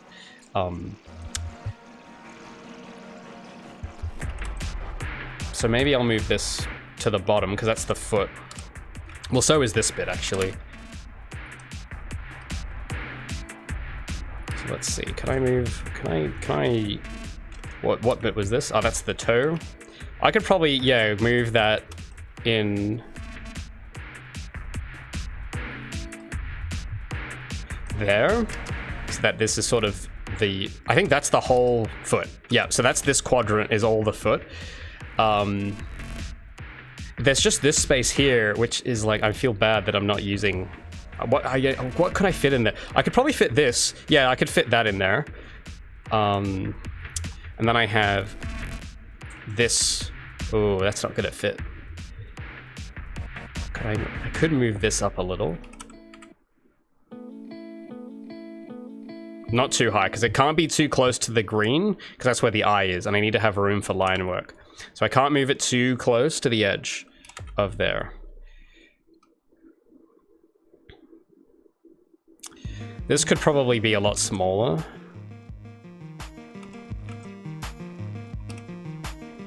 Okay, I'm just gonna prioritize this piece, and then get the other pieces to fit with it. This does not need to be that big, because that's, yeah, that's the back. So we can probably half the size of this and slot that in somewhere, like here. And then there's this piece, which I'd like to keep reasonably well sized. Oh, I could fit that there probably. Yeah, all right. Okay, I'm happy with this. Yeah, I'm vibing that. So that way, because I still have to make, I'll show you the bits I'm talking about, by the way, because the only bits I have yet to do are the, those bits, the abdomen bits. But I'm planning to use the old suit model for those, because I haven't changed the design of those pieces. So I'm going to reuse the model and just re-UV and texture them. Maybe I'll have to change the topology a little, but I'm going to use those as a base. But I just want to focus on the boots for the time being. But when I do get to UV mapping the abdomen bits, those are going to go here, because that'll be plenty of room. Cool. So now that that's laid out, I can start adding lines and stuff to it. So I will save. And, oh, yeah. So I will save that, and I will export the UV. Well, I should, just as a habit, just as like a good practice, in case I accidentally auto unwrap, I want to just put pins in these vertices for the outer edges. I just have gotten into the habit of doing it, and it takes no time, so I'm just going to make sure that these are pinned down in case something happens. So I'm just selecting these vertices and hitting P on the keyboard.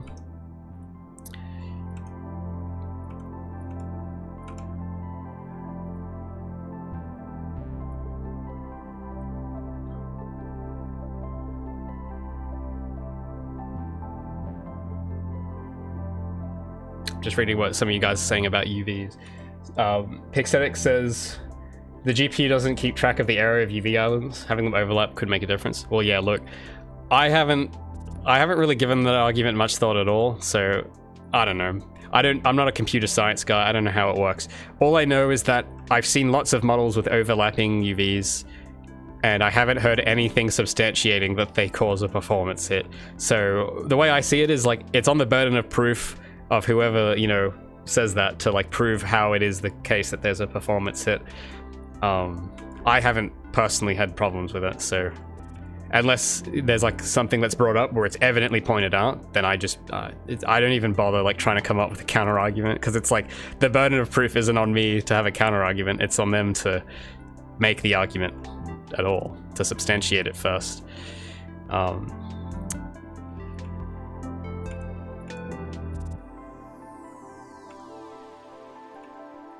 So yeah, I'm just pinning the edges down. That's all I'm doing. UV channels have a minor... I mean, yeah, look, I don't know. I don't know about UV channels. I only know about them for light map stuff. Because I remember now with the UV channels. I think that came from one of the streams last month where I started to explain UVs. Or maybe it's 2 or 3 weeks ago, I think. It's more recent than I thought it was. But I think someone was suggesting that I use 2 different UV channels to texture Gabi. Which I thought was like... I didn't really understand why that was like gonna be necessary. Because the... I think it was for texture detail. I think that was the reason why. It was so that... I think the argument he was making was that, oh, well, if you have 2 channels, then you can have one channel that has the line work done up, and then another channel that has texture detail, like anything that has brush strokes or repeating patterns or whatever. And yeah, but I'm not doing any texture work like that. So that would have been a counterproductive use of time to make 2 UV the character twice. That's essentially what that would have amounted to. And I know that Arc System Works don't have UV channels like that. They just do the one. So I thought, well, they made this technique, so I'm going to do it their way.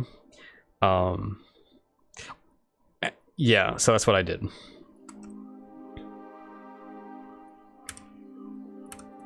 Okay, so I think that's all pinned down. I can export this now, probably.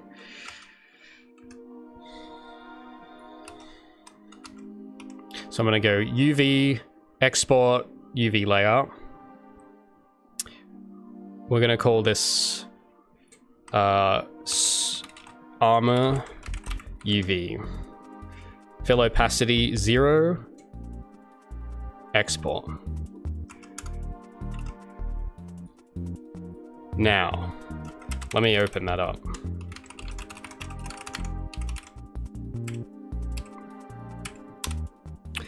I'm gonna drag those UVs into the texture, and we're gonna get to work on adding some lines. So this is where the fun begins, as Obi-Wan would graciously say. So let's pop that guy in. And now we've got UV islands for the suit. So this should go a lot quicker now, because I know what I'm doing now. I know what to do. We need to create... I'll tell you what I'm going to do, and then we'll do it. So how am I going to start with this? I need color blocks, and I need to zone them out so that each piece has a color block. After that, I then can start adding a line work layer. And the color blocks are just fill And we change the color of that depending on whether it's the base texture, the shadow texture, or the SSS map.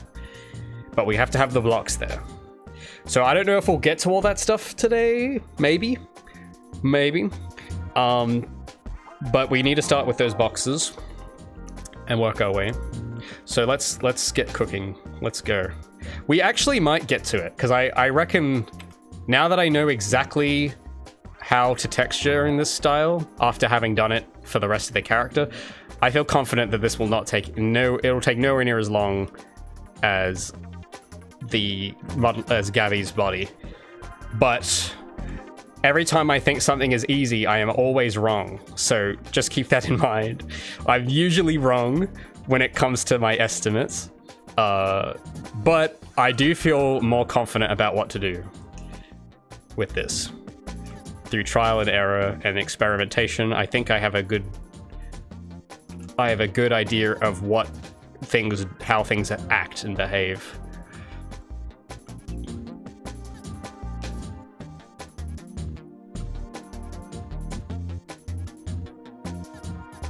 Yeah, that too. Pixstatic says nothing is stopping you from adding texture details later. Yep. Also, I actually can add texture details, as it turns out, because I didn't. Well, that's what I've done here, right?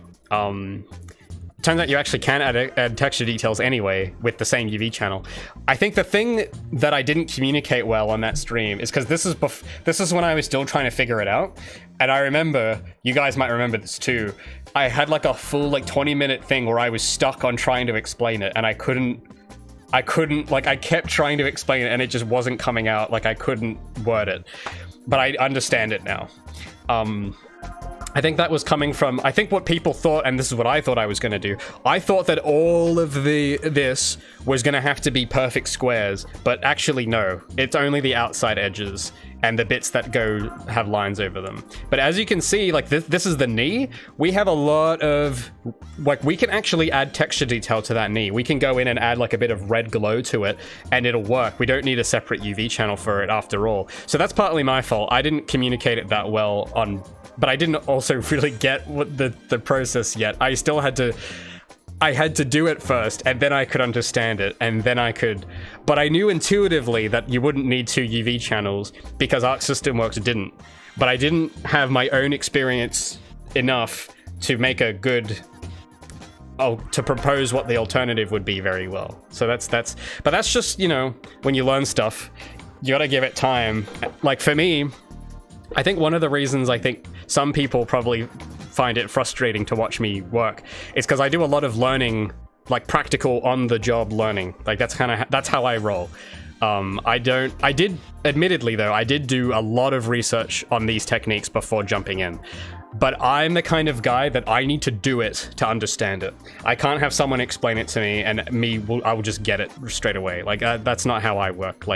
I might be able to get the gist of it, but all the tiny little nuanced details of the little mistakes, I'm not gonna know until I have my own experience with it.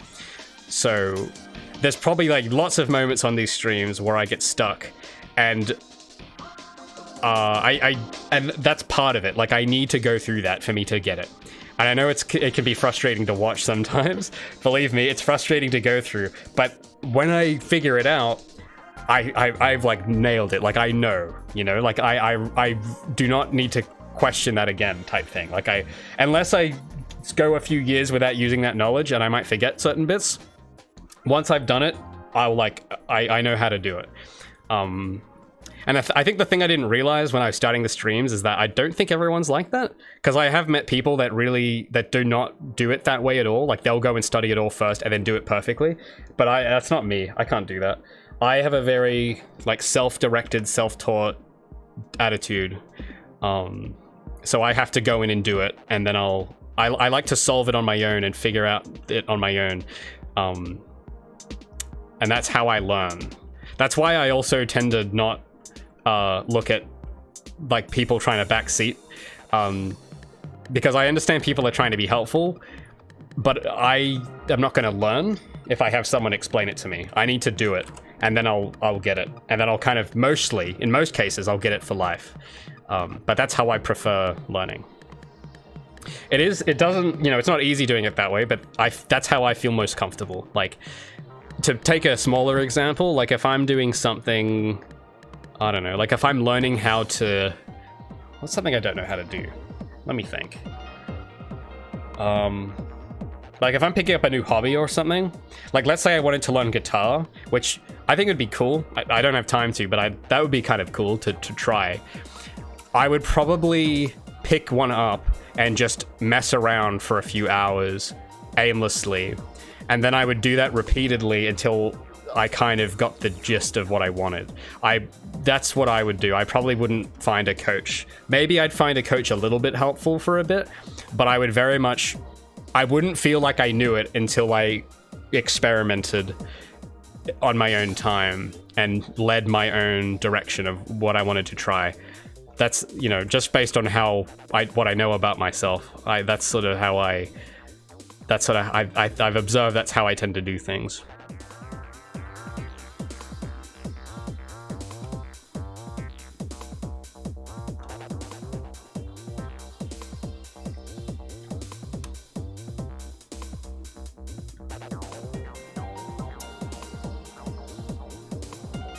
Sorry, I'm just checking chat.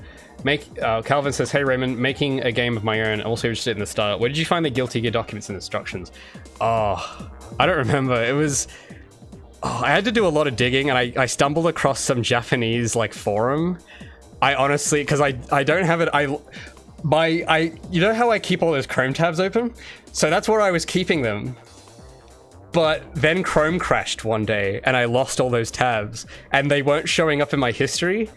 Like, for whatever reason, like it was showing like the page I had been on before, but not that page, and I like completely lost them. But I remembered most of it, but I don't have to dig around. I'm sure. I think if I don't remember how what did I type in? I don't know. I can't remember. It must have been something like just Arc System Works, and then scrolling through like Pinterest and Google Images until eventually, after like a few days, I found. I don't know. That's what I remember happening. But that was a few months ago now. But yeah, sorry. I know it's not a great answer, but like literally, I do not remember where I found them. All I know is that it was on some Japanese forum, and I couldn't read any of it, and I had to like use Google Translate to like figure out what was happening and like look at the pictures.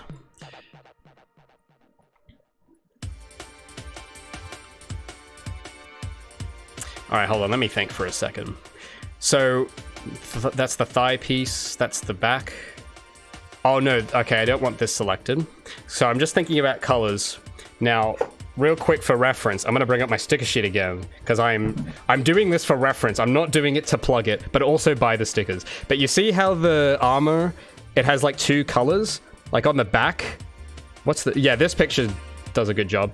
There's the back of it, which has this gray, and then the front of the thigh has this white. So that's what I'm zoning out when I have those two colors. So I know that this part this part here is gray, so I'm not gonna have that selected. This bit is white. That's white, that's white. I don't think, I'm gonna leave those unselected. And this. Oh no, I'm gonna leave that. I'm just selecting all the primary, I call it the primary, secondary, and tertiary colors. That's what I call them. What were these? Oh no, that's the shoe. Okay, I remember that. I think that's the back of the shoe. That's the front of the shoe. And that's the knee pad. Okay, so those should all be the primary. Oh, wait. Wait a minute. Hold up. Something, I realized I've made a mistake. With this. I've made a mistake. Some of these faces I have to move.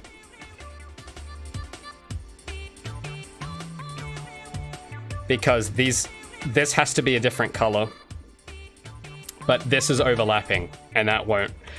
I have to take, some of the faces can still overlap, but specifically There are a few that I just gotta be thoughtful here, because I don't want to make a whole separate UV island just for one half. I think I can still salvage most, because most of it is still symmetrical, except a certain quadrant here. So these, I can work out a smart, like, yeah.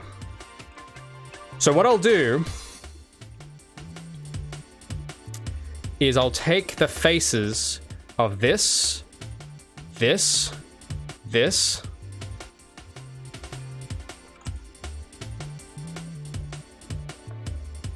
I think it's these. These need to go somewhere else. The rest of it is, well, I think the rest of it should be okay, hopefully. No, actually they won't. These have to, oh, no. I can have these in the same spot. I just have to bring the vertices further down on one side. That'll be it. But this whole quadrant, we can shrink that and just put it there for the moment. Because that has to be one color, and then this has to have line work. So we don't want the line work on this side repeating on the other side. That's what I'm trying to do there. So glad I caught that. I almost missed that. That would have been a big no-no, big mistake. So what I will do, before I forget, these surrounding faces on this side only, these vertices have to, I'll select just the vertices. These vertices have to reach, they have to shrink.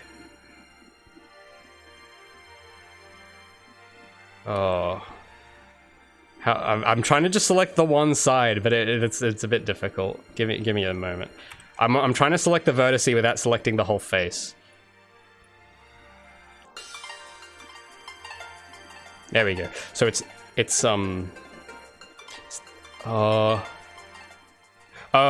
okay. Give me a minute.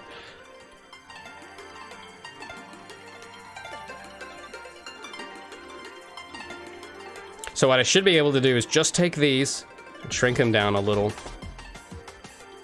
so that they go over, because in that gap, I'm gonna have an outline, and that's how it will be. So they just need to come down a bit further. And now that I look at it, I'm gonna have to adjust to make sure that it doesn't stretch. So I'll turn off, what's that thing? Yeah, there's like a thing where I can just select the individual. Oh no, that won't work. Shared vertex? Maybe that'll work. No.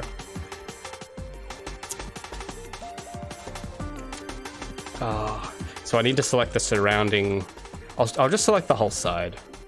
Because I just need to, yeah, because I gotta make sure that these stay aligned on the, those need to be aligned. But just for the one side. Luckily, if I move these, it shouldn't affect these faces. It should just affect this part that's an outline. So if I just move those all a bit closer, that should do it. Oh, what happened there? Okay, I must have moved that by mistake. All right. Oh, and these. Don't want stretching.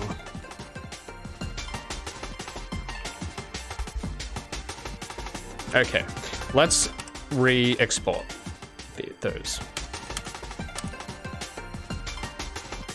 Glad I caught that. There should be a... Oh, sorry, brain is a...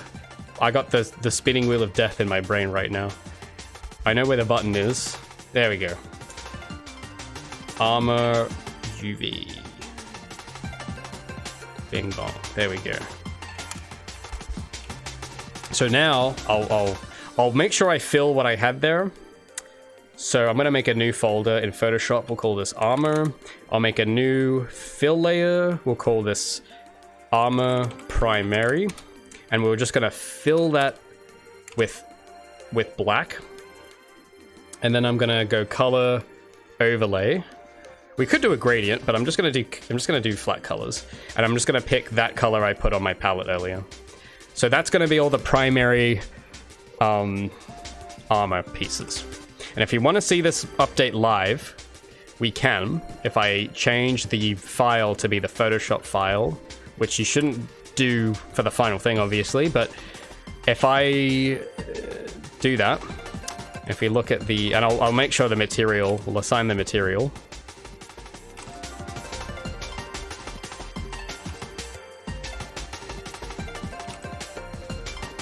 So it's going to look all white at the moment, but I think that's, it's because of the, I think it's because of the ILN map it's doing that. So if I select all this to base, okay, now we see the black of where the texture is. So the lighting is going to look off at the moment, but all the bits in white are the bits I've just filled in Photoshop. So you can see that back piece, that's how it looks like in my concept from the back. You can see that there's that gray piece. So we've got that marked in black right now. Same for the back of here and for these other areas. So we've got the primary color in place. The only thing that is off though is, you know, we've got this thing here because I haven't put a fill there. So we can fix that very easily. So if I re-import the UVs, oh, I should zoom out. Plop those in.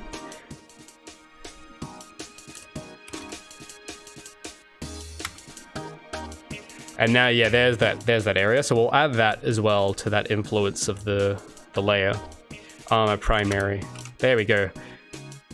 So that if I then save that, refresh the image,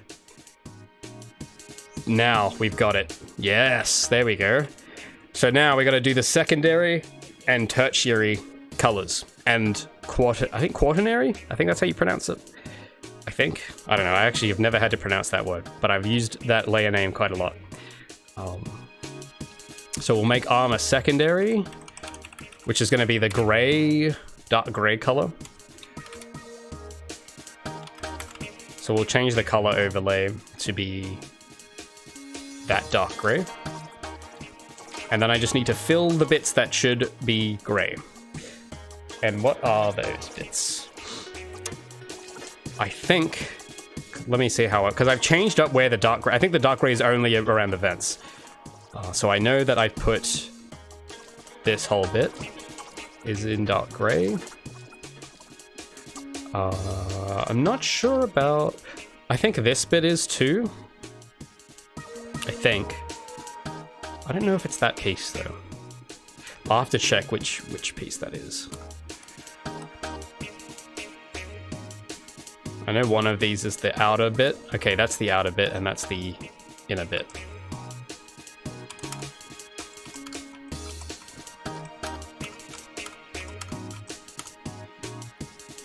So I want that bit in gray.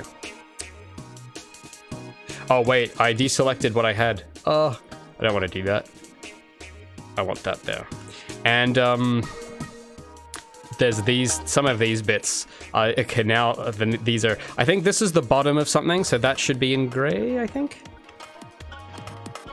And I guess this bit, it's the back of the kneecap. I've forgotten, I think that's the base of the shoe. I actually don't.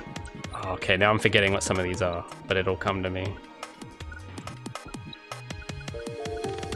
We'll do those. We'll fill those with secondary. So that's now in that gray color. I know that this needs to be in white. I missed this bit. So I'll make sure I fill that with primary. I don't, what's this bit? Oh, that's gonna be the next color. It's gonna be the light gray. So we'll do those. I think this whole bit is light gray. Mick Rooney asks, do you have any tips for finding details like you found for Guilty Gear for other games? How do you mean? Like, what kind of details? like techniques. If that's what you mean, how do I find them? I guess just research, like hunting, surfing the World Wide Web, finding posts, looking up videos. It does help if those resources exist. I guess I got lucky that they had a talk about these techniques. Yeah, so I think that it's just like, I don't know, it's just Googling stuff, really. Like, that's literally all I did. I don't really know what tips I can give apart from, like, don't give up if you don't find it on the first page, I guess. Yeah, and then I guess be lucky enough that the thing that you want to find out has resources on it at all. That's helpful. But if it doesn't, if you can't find those details, it doesn't mean game over. It just means you'll have to work it out. And I think if you really want to do it, you can. It's just going to be a bit harder, but then you can be the guy that figured it out, which is cool. So yeah, I will to also, because yeah, look, I did a lot of research on those presentations and stuff, but I didn't really get it until I started putting it into practice. Because remember, I said I'm very practical. I can't just read and know stuff. I have to do it.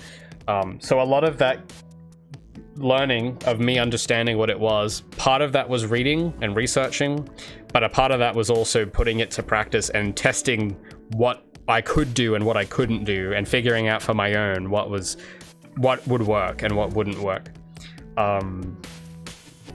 Yeah, that's, if you're having a tough time researching, like maybe if you're meeting resistance, on one hand, it's like maybe, you know, don't give up too early, but also if it is really, you cannot find anything, don't let that be the end. Like you can work things out yourself. You can carve your own path if you really want it. That's kind of what I did a bit more of, because when I was doing Gabi's first model, I only saw the one video and I had to kind of wing the rest of it. But a lot of this model, and yeah, part of it was me finding more things, but also because I had made Gabi's first model and I know what went wrong.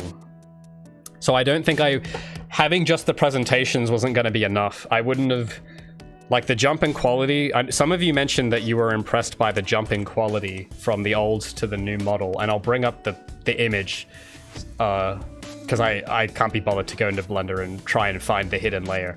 But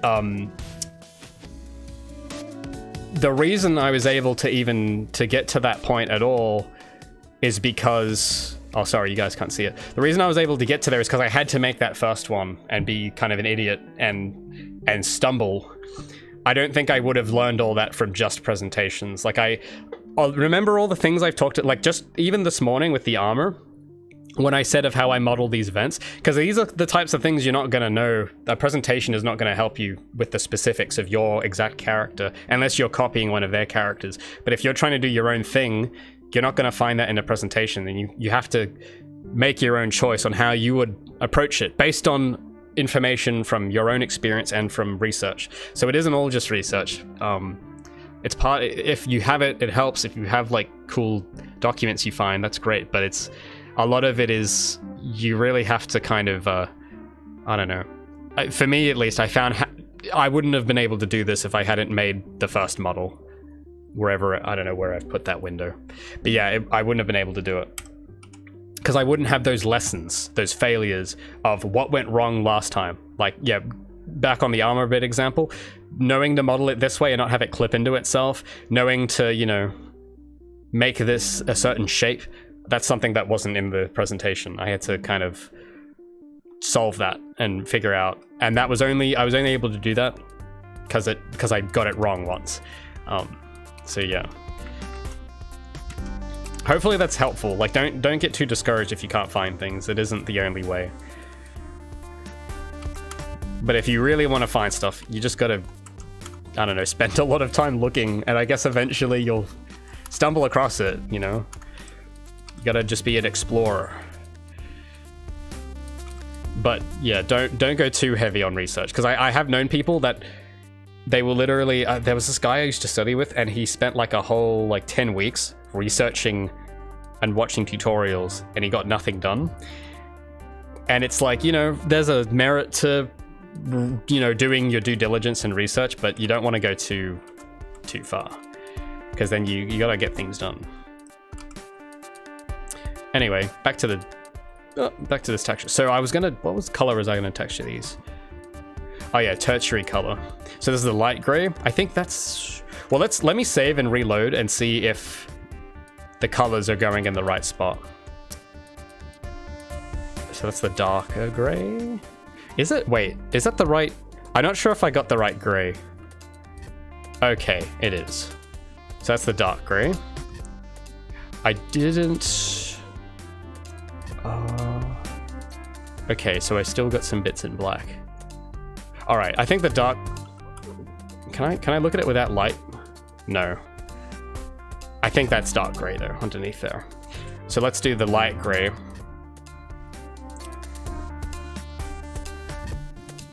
I can't remember if I already picked the color. I think I did. Oh.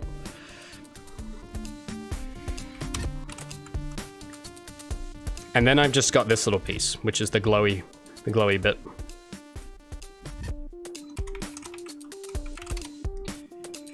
So I'll fill that and then use a color overlay. And there we go. So if I save that, try and reload it again. Oh, these don't have the material. The vents don't have the material on it. And for some reason, oh no, I've made everything light gray. Oops. Okay, I filled in bits I wasn't meant to.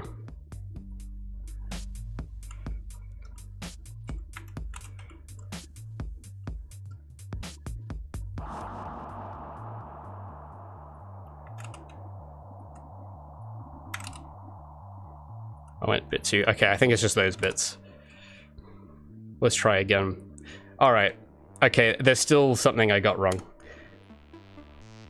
What's this part? Okay. Okay.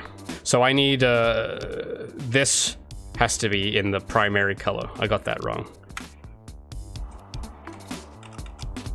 Let's refresh. Okay, there we go. So you see, if we look at the concept, because I've got on the front of the shoes, I've got like that kind of gray, light gray bit, and then it's all white. We got that going now. And on the back too, which I also wanted. So that's cool. And we got the bit at the bottom. I don't think I have I don't have a sole put in there, but I was gonna work on that.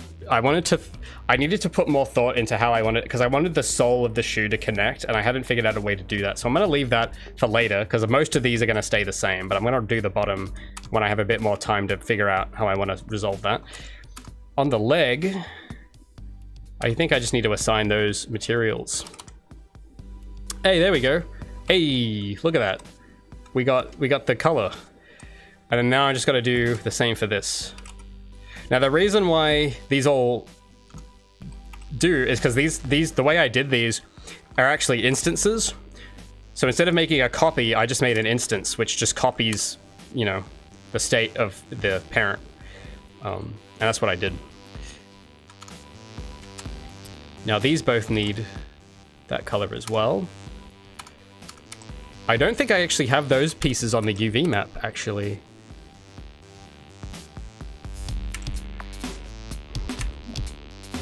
I don't know where those are on the material, but we'll find them. I'm sure we will. I just got to do the bit inside here to connect that up. And you can see that we got the bit of the gray now on the back. So what we can then do with the color, once we have the color in, I can then start putting the lines. But I just want to get the color on this bit. So that'll be here.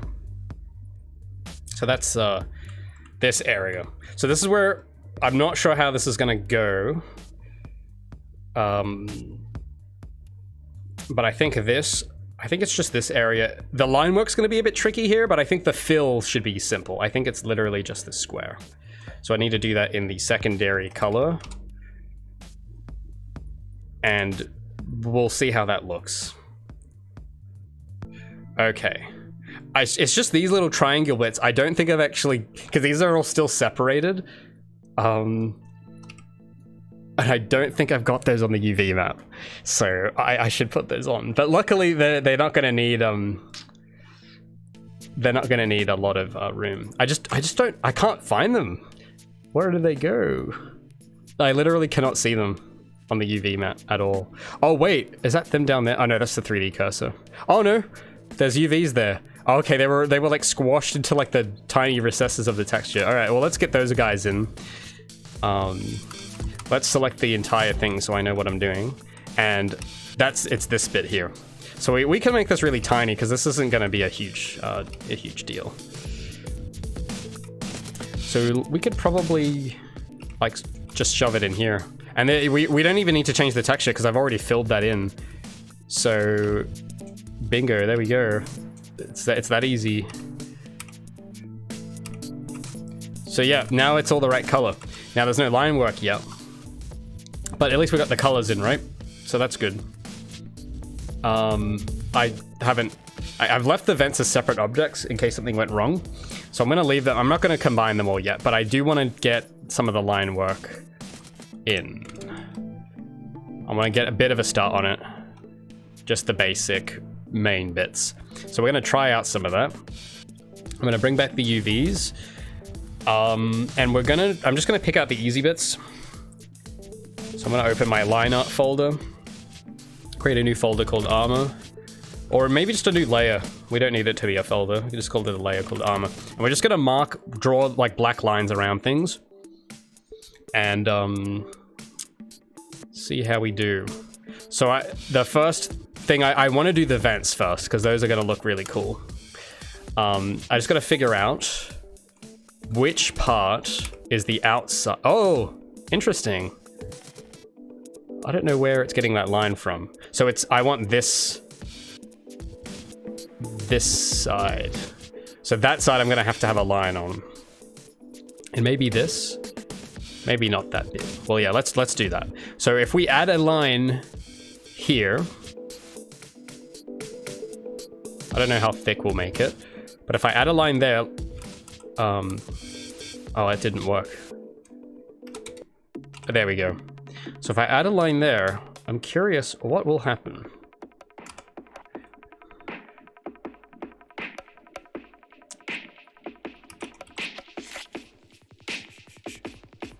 All right.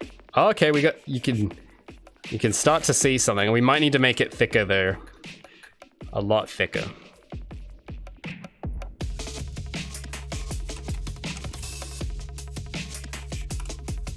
And then if I refresh that.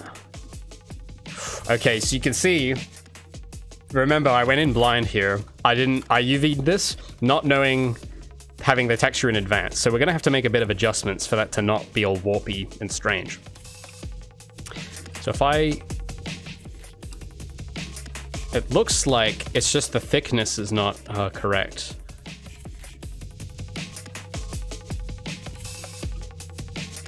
Yeah. Oh, that's odd. So yeah, the lines aren't quite lining up there. I think it's because I have this a bit of a weird angle here. If I bring that up a bit more, and I know I can get it. I can get it. That's ignore the outer edge. And also for whatever reason, it seems to be acting up on the opposite side. So maybe I have these flipped. Yeah, maybe if I mirror those. Yeah, that looks a bit nicer.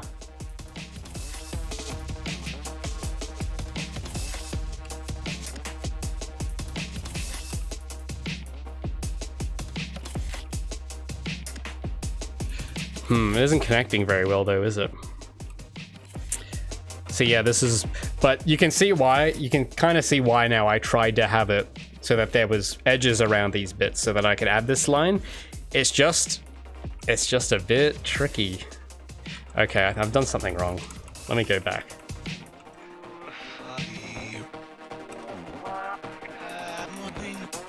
Let's get back to... Well, I think maybe I think I've got this just oriented the wrong way. Okay, what I don't get is why it's pinching there. It could be the shape of the topology. That'd have to be it. Maybe that's something textures can't fix. If that's the case, I have a game theory. I have an idea that might resolve this. There we go. So I didn't... It's a bit of a hack, but if we straighten it like this, that will solve it. So before I do that, I'll just save before I mess it up. But if I straighten those out,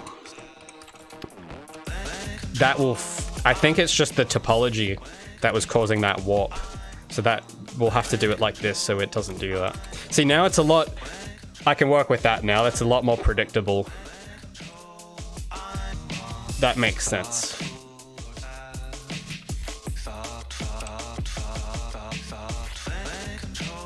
So I think I just gotta...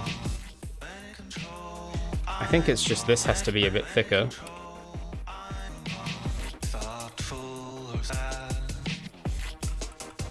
Alright, well, we're not gonna get a perfectly uniform line there, but that's close.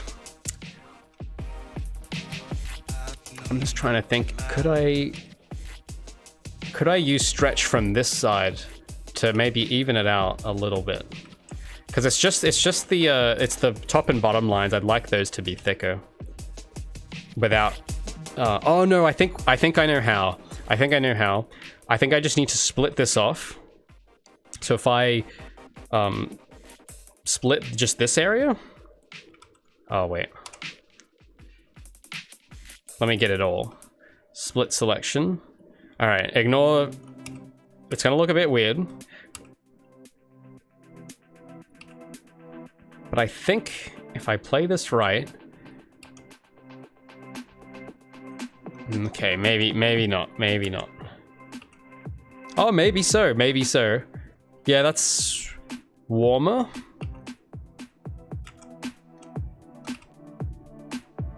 Yeah, it's just because it's at an angle. It's just kind of tricky. Well, it looks like it's just making the whole thing thicker. But I reckon if we just take that... Okay, we could probably recombine this. Those don't need to be separate. I kind of figured this would be a bit of a challenge, this area. But if we move it like that... I mean, that's pretty alright. Like, that should do. It's sharp. I just gotta adjust the... straighten up these.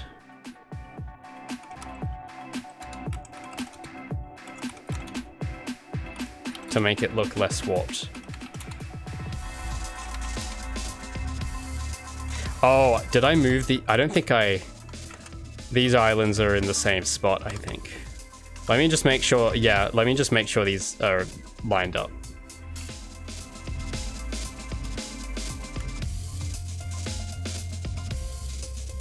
All right. That's... I mean, that's probably the best we'll be able to get. Not terrible. So now we've got these nice sharp lines. This is probably going to get covered by bloom anyway, so I guess we can get away if it's not exactly right. But that's still pretty sharp. I think Arc Systems still actually has... They do have some of this going on in their models, so I think we should be okay. They do have a bit of that warping. When you look real close at them, they'll have that too. So I'm not going to treat that too seriously. Let's get, because that's the exciting bit. I'm glad that that's out of the way. I want to do this bit next, around here. So let's find, okay, so that's that middle bit. And this is the bit I'm a bit worried about this bit too, but we'll see what happens. Because the challenge here is that a lot of the UV islands is overlapping on this other half here. And I want line work to only show up on one side, while still having the UVs that are in common overlapping, except for these specific pieces. So let's see what we can do. I reckon if I add a line right here, My game theory is if I add the line right there and follow these quads, these lines, I think we should be okay. If I just stay in those 4 lines. Let's see what happens. So if I save that, refresh. Oh, okay, we got something. We got something. It's just very, very, very, very thin, but we've got an outline. Okay, that's funny. Interesting. So I've got the line. Oh. So if I take this whole face and move it, we can make it bigger. I'm just wondering if I should do that on the inside or the outside. Because we have this face too. Okay, I think I know which I'm doing. So it needs, okay, I know what it needs. We need to take a pixel off the outer edge and add 2 pixels to the inner edge. I know this is very precise, but it'll look real sharp once it's there.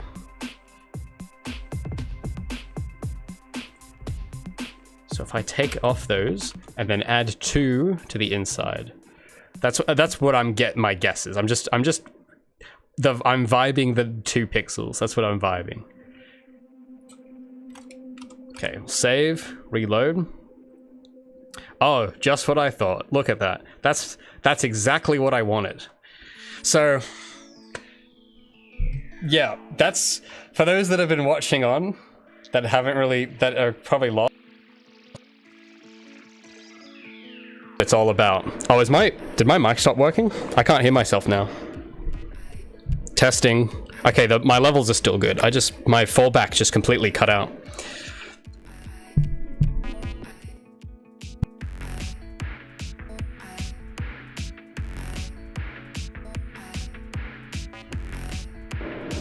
Hello?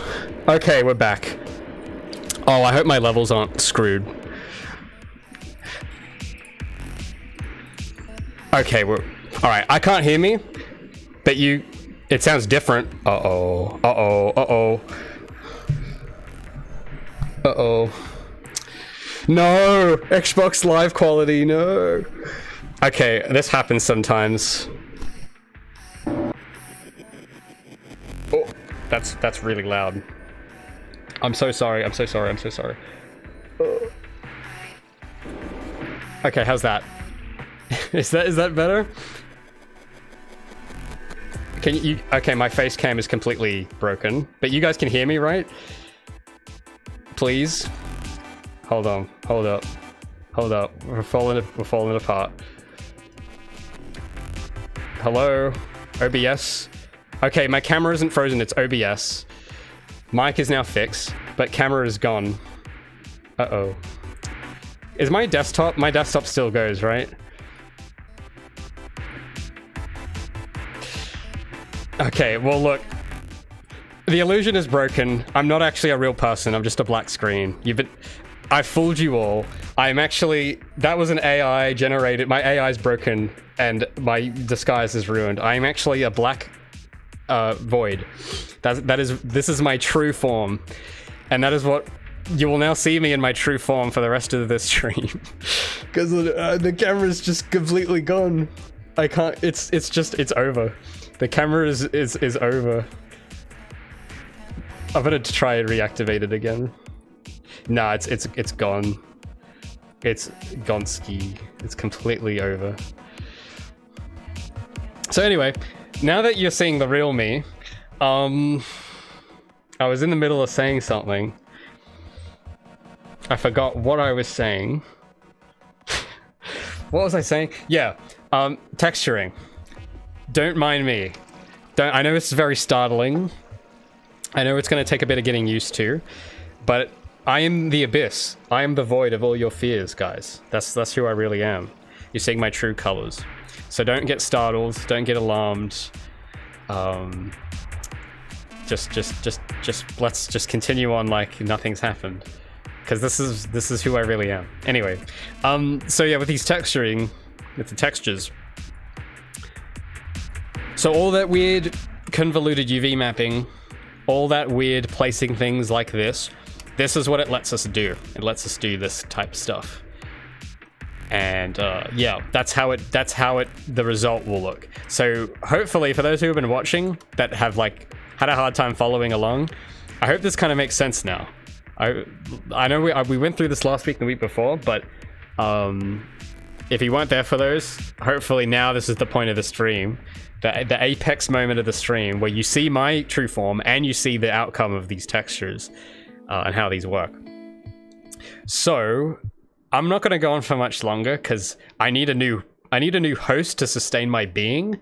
I need to go find another body at some point, but I do want to just finish off some of the lines. But yeah, I'm gonna have to. I'll have about maybe 20 minutes of oxygen left before I combust. So yeah, I'm not sure how much a new human body costs nowadays. So I'll have to shop around for a new host, see what's on the market. You know, maybe, hey, here's an idea. If I get the entire model done right now, before I die, I could just use Gabi's body as a new host, and that'll be my new form. That'd be cool, except I'm gonna have to, that's a lot of pressure. I don't know if I can get it done that quickly. But we'll see, you never know. Maybe this is my chance to finally, you know, switch from that ugly dude to a graceful anime person that I was meant to be. Could be. This could be my chance. Maybe it's not such a bad thing.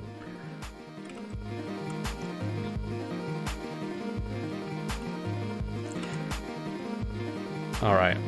I'm gonna have to be a lot more descriptive now because you guys can't see me. Well, no, you can. You can see me, but I can't emote because I don't have a host. So I'm adding some line here because I want... Well, I'll show you what that should look like. Let me refresh. It should look... I should have lines going... Okay, it's not all there, but you see some of the lines on the inside of this bit, on this piece. So I need more lines. Especially on this bit. I think that line needs to be quite thick. So we'll add that in.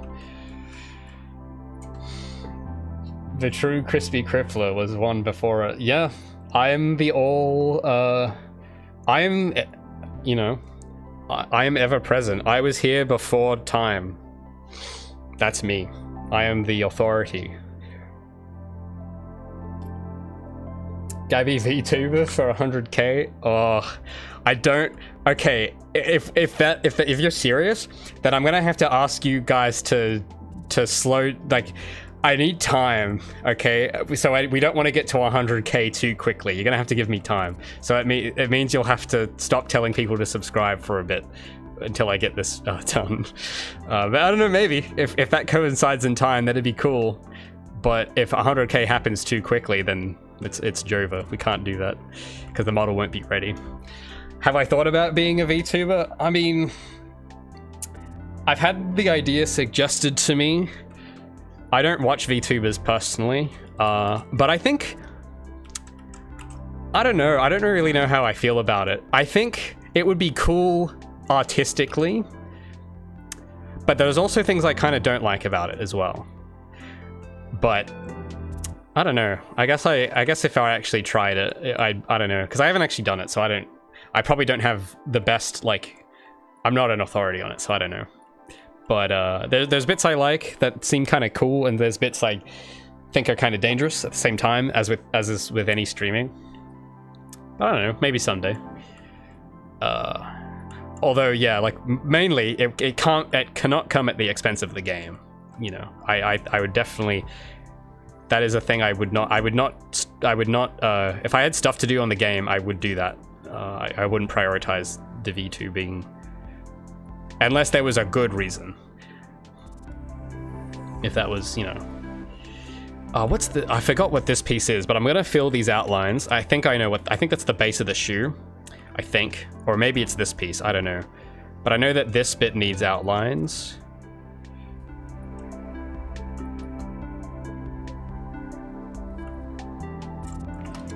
But yeah.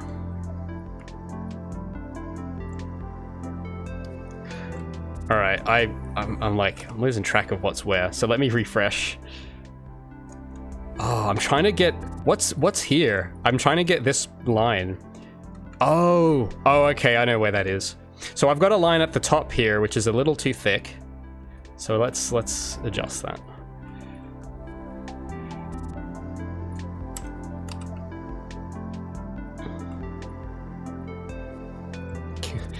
$150K, says some guy. Kick the old can down Lib Road. Yep.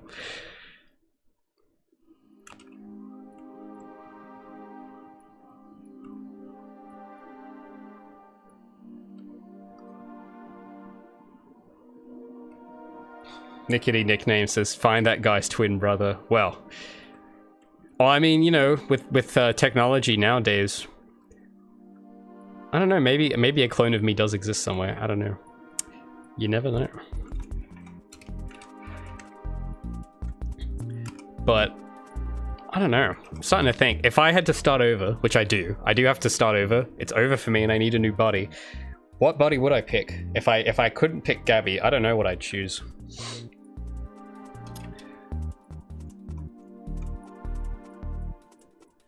I'd probably pick like Skrillex, because I was always envious of his haircut back in the day. And I can't do Skrillex hair, so that would be the one change. If I had to remake my body, I'd give myself Skrillex hair because... Not because I think it's cool now, but because I did think it was cool when I was 13. And 13... I'd make my 13-year-old self very happy if I did that. So... yeah. That's what I'd do. Okay. I just need a... I'm just trying to get that line of. I think no, that I need more pixels. It's gotta be more pixels. We need all them pixels. Okay, yeah, no, this needs to come out way more.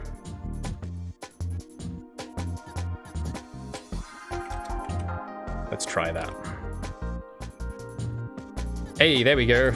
We got something. Except the line up the top there is very thin. Like that could be thicker.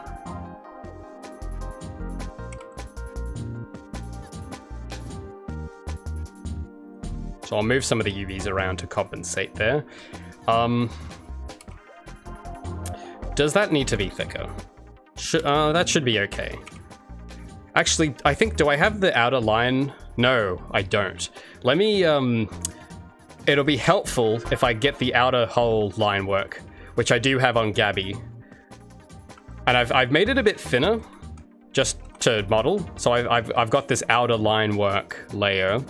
You can see it here.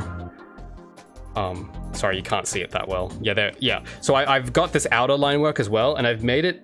It used to be a bit thicker last week, and I've made it a bit thinner. Oh, where is it? Yeah. So I think it was like double this. It was like that thick, but I've made it like 0.1. So the thing, I did a bit of looking into this, because with the Guilty Gear models, I was able to find this out by actually buying the game and looking at it. Because the game Guilty Gear that does this technique has a trophy mode where you can look at figurines of the characters. And it was then I noticed, because this isn't in any of the talks I read, but I noticed that the outer line thickness changes depending on the camera distance. So I have a strong feeling it's a post-processing thing that uses vertex data, which I don't know if is possible, but that's my hunch. So what I've done is I've made the line work thinner in Blender just to preview it, because when I'm looking this close at it in game, I would want the line thickness to be like that, and then when I zoom out, it would be thicker. But I think it looks. If you had like an actual frame of an anime and you had it this close, that's how thick the line work would look, I think, anyway. So I'm gonna use that modifier on here. So we'll make, I think it's solidify? I'll tell you what, I'll turn off my, where's my thing? One moment. Alright, you should be able to see a bit better now. Yeah, the camera's still gone. Camera is still... It's completely... The camera's over. It's finished. Actually, I don't want to hold up the stream. I won't do it. But I do have an iToy camera in my cupboard. I don't have the drivers for it though. But if I did, I would be switching to the iToy camera. Absolutely. So, solidify, we'll copy the thing, we need to change the material index, and we need to flip the normals, and I think that's it. I just need to assign a material for the line work, which I have, and... Wait a minute. Is it there? Hello? I can't see it. The line work is not there. Huh. Alright. Did I do it wrong?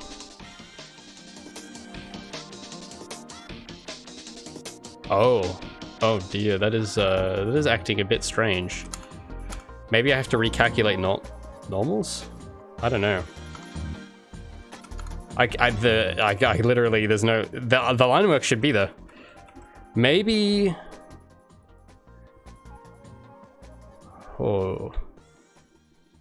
Oh. Okay, it is acting weird. What is going on? It is doing something not good. Okay, it's like kind of there, but I need to, for some reason it's like really thin. Oh wait, is the offset? No, the offset's correct. Okay, I just need to take a few zeros off. All right, I don't know, for whatever reason, if I use the same thickness, it's like really strange. So I'll do 0.015, maybe less. Maybe 0.01. Or maybe 0.05. Okay, that'll do. And then we'll get it also for this bit. Solidify.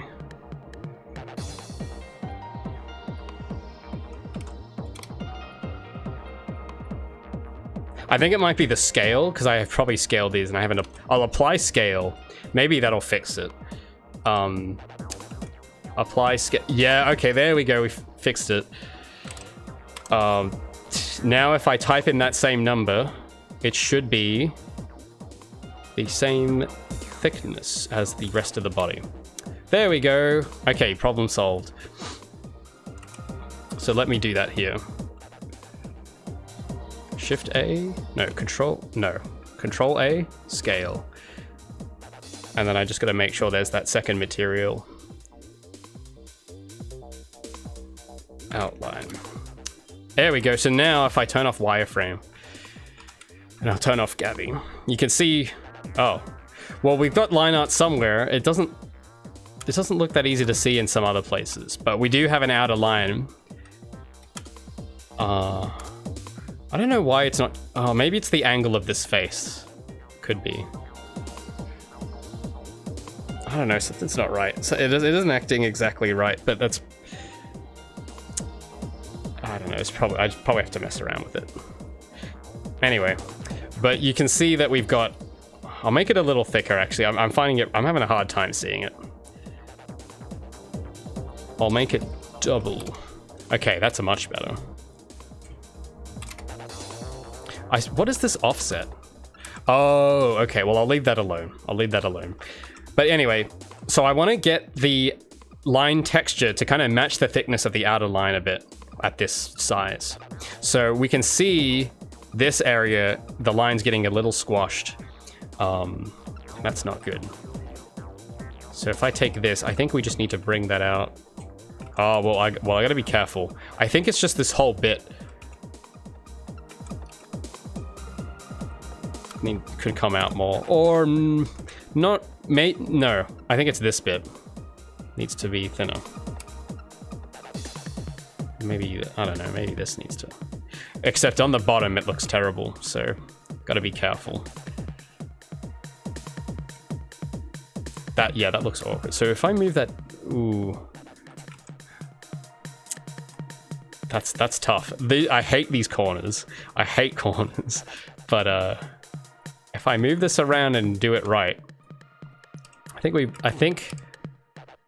Oh no, I think if I rotate it like this, yeah, there we go. Now it's it's playing a bit nicer now. If I do it like this, yeah, there we go. We got it. And then there's this bit here, which is acting strange. I think this needs to come down. Yes, like that. So I did that bit wrong from the looks of it. But this is not consistent at all. I don't know what's... Yeah, it's acting a little off. Maybe... Oh, well, I'll leave that alone. I might have to come back to that later, that piece. But... You see where this is going. We've got the line there. Although I do have one pixel here that's causing this little hiccup. So we'll get rid of that. So if I refresh that, that should go away. Oh. I can't save it. What? Why can't I save it? Oh no. Please, can we have like one thing not go wrong? Just once. Just once. Save. Please do what I say. Please, please, please. Yes! Alright. Victory. There we go. Crisis averted.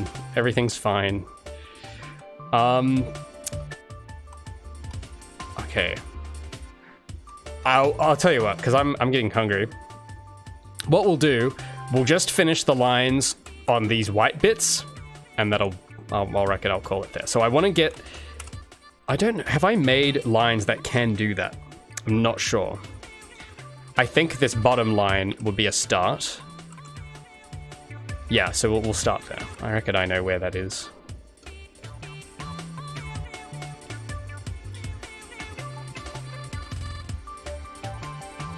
Oh, I can't see it. Oh, there we go. So I think if I just make a line like that. I think I know where that's gonna go, but let's validate. Oh, why isn't it letting me save again? Oh my goodness, just work please. Okay. Hey, there we go. That's all, it's almost flawless. There's just one little... Oh no, I know why that is. That's the outer line is... It's the solidify modifier that's doing that. Oh, that is... Oh, that is weird. So, okay, that isn't a texture problem. It's just the solidify modifier is acting up a little bit. It's adding this... Oh, you know what it is? It's probably because I haven't... I haven't applied the mirror modifier. That's probably it. Okay, don't worry about those. Those will get fixed. It's because the mirror modifier isn't applied, and I'm deliberately not doing that yet. So that's something we don't need to worry about. That can get fixed. Let's get to the rest. So I get a feeling...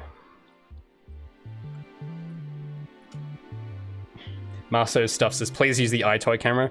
Yeah, look, I really want to. I was planning to do it as like a surprise where like one day I just show up and I have the iToy camera and I'm running like Windows 95 and my mic quality is like the Xbox. I was thinking to do that, but I can't get it to work. Like it's just too much work to set up and it's like, oh, this would be so funny, but it's gonna take me like 2 hours to find drivers that will work on my machine for this camera. And it's like, it's just, I just don't have the time, but one day I'd love to.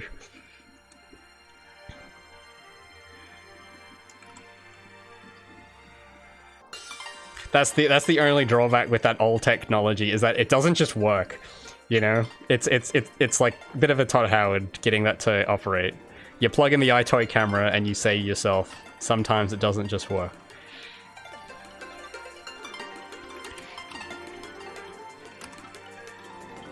Let's see how this looks. Hey, okay. Oh, interesting problem. This is a very interesting problem. The line thickness is so different. What is going on? Do I need to... Oh, okay, alright. It's because some of it is like going onto different sides of the line. So let's move... Let's, let me... I think we just need to contract it by a pixel, I reckon. So if I take... It's two... Yeah, it needs to come down by 1. I reckon. There we go. That's much better. Oh. Oh, except for whatever reason, this dude, oh, it's because of this. Oh, I know why. It's because if I did this and had like a line going inside and UV'd it, like if I cut that in half and then moved this, I'd be able to adjust the thickness. Should I do that though? Because do I need that extra polygon? Is that really going to be necessary? Or can I get the right thickness without it? I think I need time to think about that. I'll come back to that later. But at least we've got something going there. I'll need to think a bit more carefully if I want to add more polygons to control the line width. I do know that for these two faces, we need to get rid of the line. Yeah, so we need to get rid of it. It doesn't need to go there. And then here we'll have it go.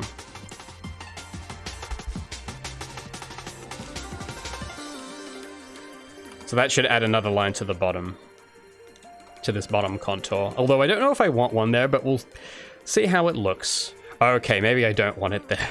Maybe I don't. Yeah, I don't think we need... maybe we don't need lines there for that whole bit. I reckon we might be able to use shading instead, like shadows. Like, with the bezel, instead of having a line, maybe we just shade this face a different color, and that'll give us the look without having to do lines. That might be smarter. I reckon it'll save me having to re-unwrap stuff. I reckon I like that option. So what I will do, because I do want a line connecting here, so I will do that, and then I'll get rid of those other ones. So I want this connecting, but we'll get rid of all that, because I'm not liking... To make that work is going to be more work that we don't need to do. But I'll leave that bottom one in just to keep it. Refresh. Yeah, that looks a bit more like the concept where I've got it like that bit kind of connects up like that. So I'm liking how that's looking. Now that little bit where you can see a seam, that's the outer hull. That isn't a UV problem. That is the solidify modify doing that. So don't worry about it. That's just a mirroring thing. Is there any other pieces? I think that might be it for this piece. Oh, just this part at the end. I want a line there. I just gotta find where... Oh, that's right at the bottom. Cool. That's easy peasy.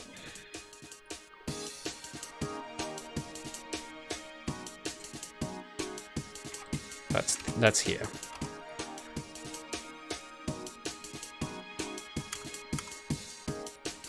There we go. Then we got a line down there. All right. So we've got this bit line art done. Now, as I was showing last week, this line work is going to be put on a different texture, but I'm just using it on the base texture just to get the lines in place because it's more convenient. But eventually, we're going to do the whole ILM SSS maps where we control the shadow color and the metallic properties and all that stuff we did last week. That's all going to get done. And the line work is going to be put on that texture as the alpha channel like we did with the rest of the body. But I'm just doing it on the base for convenience so I can see and quickly iterate. I could probably get rid of that palette layer now. But yeah, eventually we'll have like the specular occlusion, all that shading stuff. I reckon I can probably get that done before the next stream though. So I'm not sure what the next stream, what we'll be up to, because this will probably be done by then. But I'm getting a bit, brain's getting tired, stomach's getting tired, so I'm gonna probably call it and rest. But we got the UVs for the... This is how it's all looking right now. So I think there's only one line I need to add for this, or 2 lines. So we need a line there, and a line at the bottom, and a line at the top. And I get the feeling there's going to be a bit of an issue with warping here, so I'll... yeah, I could go on for ages trying to finish it, but I should probably stop it there. And yeah, because my... remember, I'm still the void. I have no body, so I have to find another host to feed off, and yeah. So I'm going to have to go and find another human body, or a V2 body, or something, before I disintegrate. So I should probably go do that. I can't show you the stickers because I don't physically exist anymore, but please check the stickers out, link down below. I'd appreciate it. Here's my face cam. So this is my real form. I'm actually just a font. That's pretty pog. So check it out. I'd appreciate it. Thanks for joining me for another texturing stream. Thanks for being so patient with devlogs. Thanks for all the questions. I had fun. I know it's just squares and stuff, but it's a bit... This is where it's a bit less stressful doing it now that I understand UVs. So hopefully this was relaxing for you too. And I'll see you next week at the same time when I find a new body. Now I want you to just... Don't be alarmed if the new host I find doesn't look the same. Okay, because, you know, I'm going to do my best to find a new body. So just be prepared. I don't know how I'm going to look next week, or how the model will look. But yeah, thanks for coming. I will see you guys then, 12 AM UTC.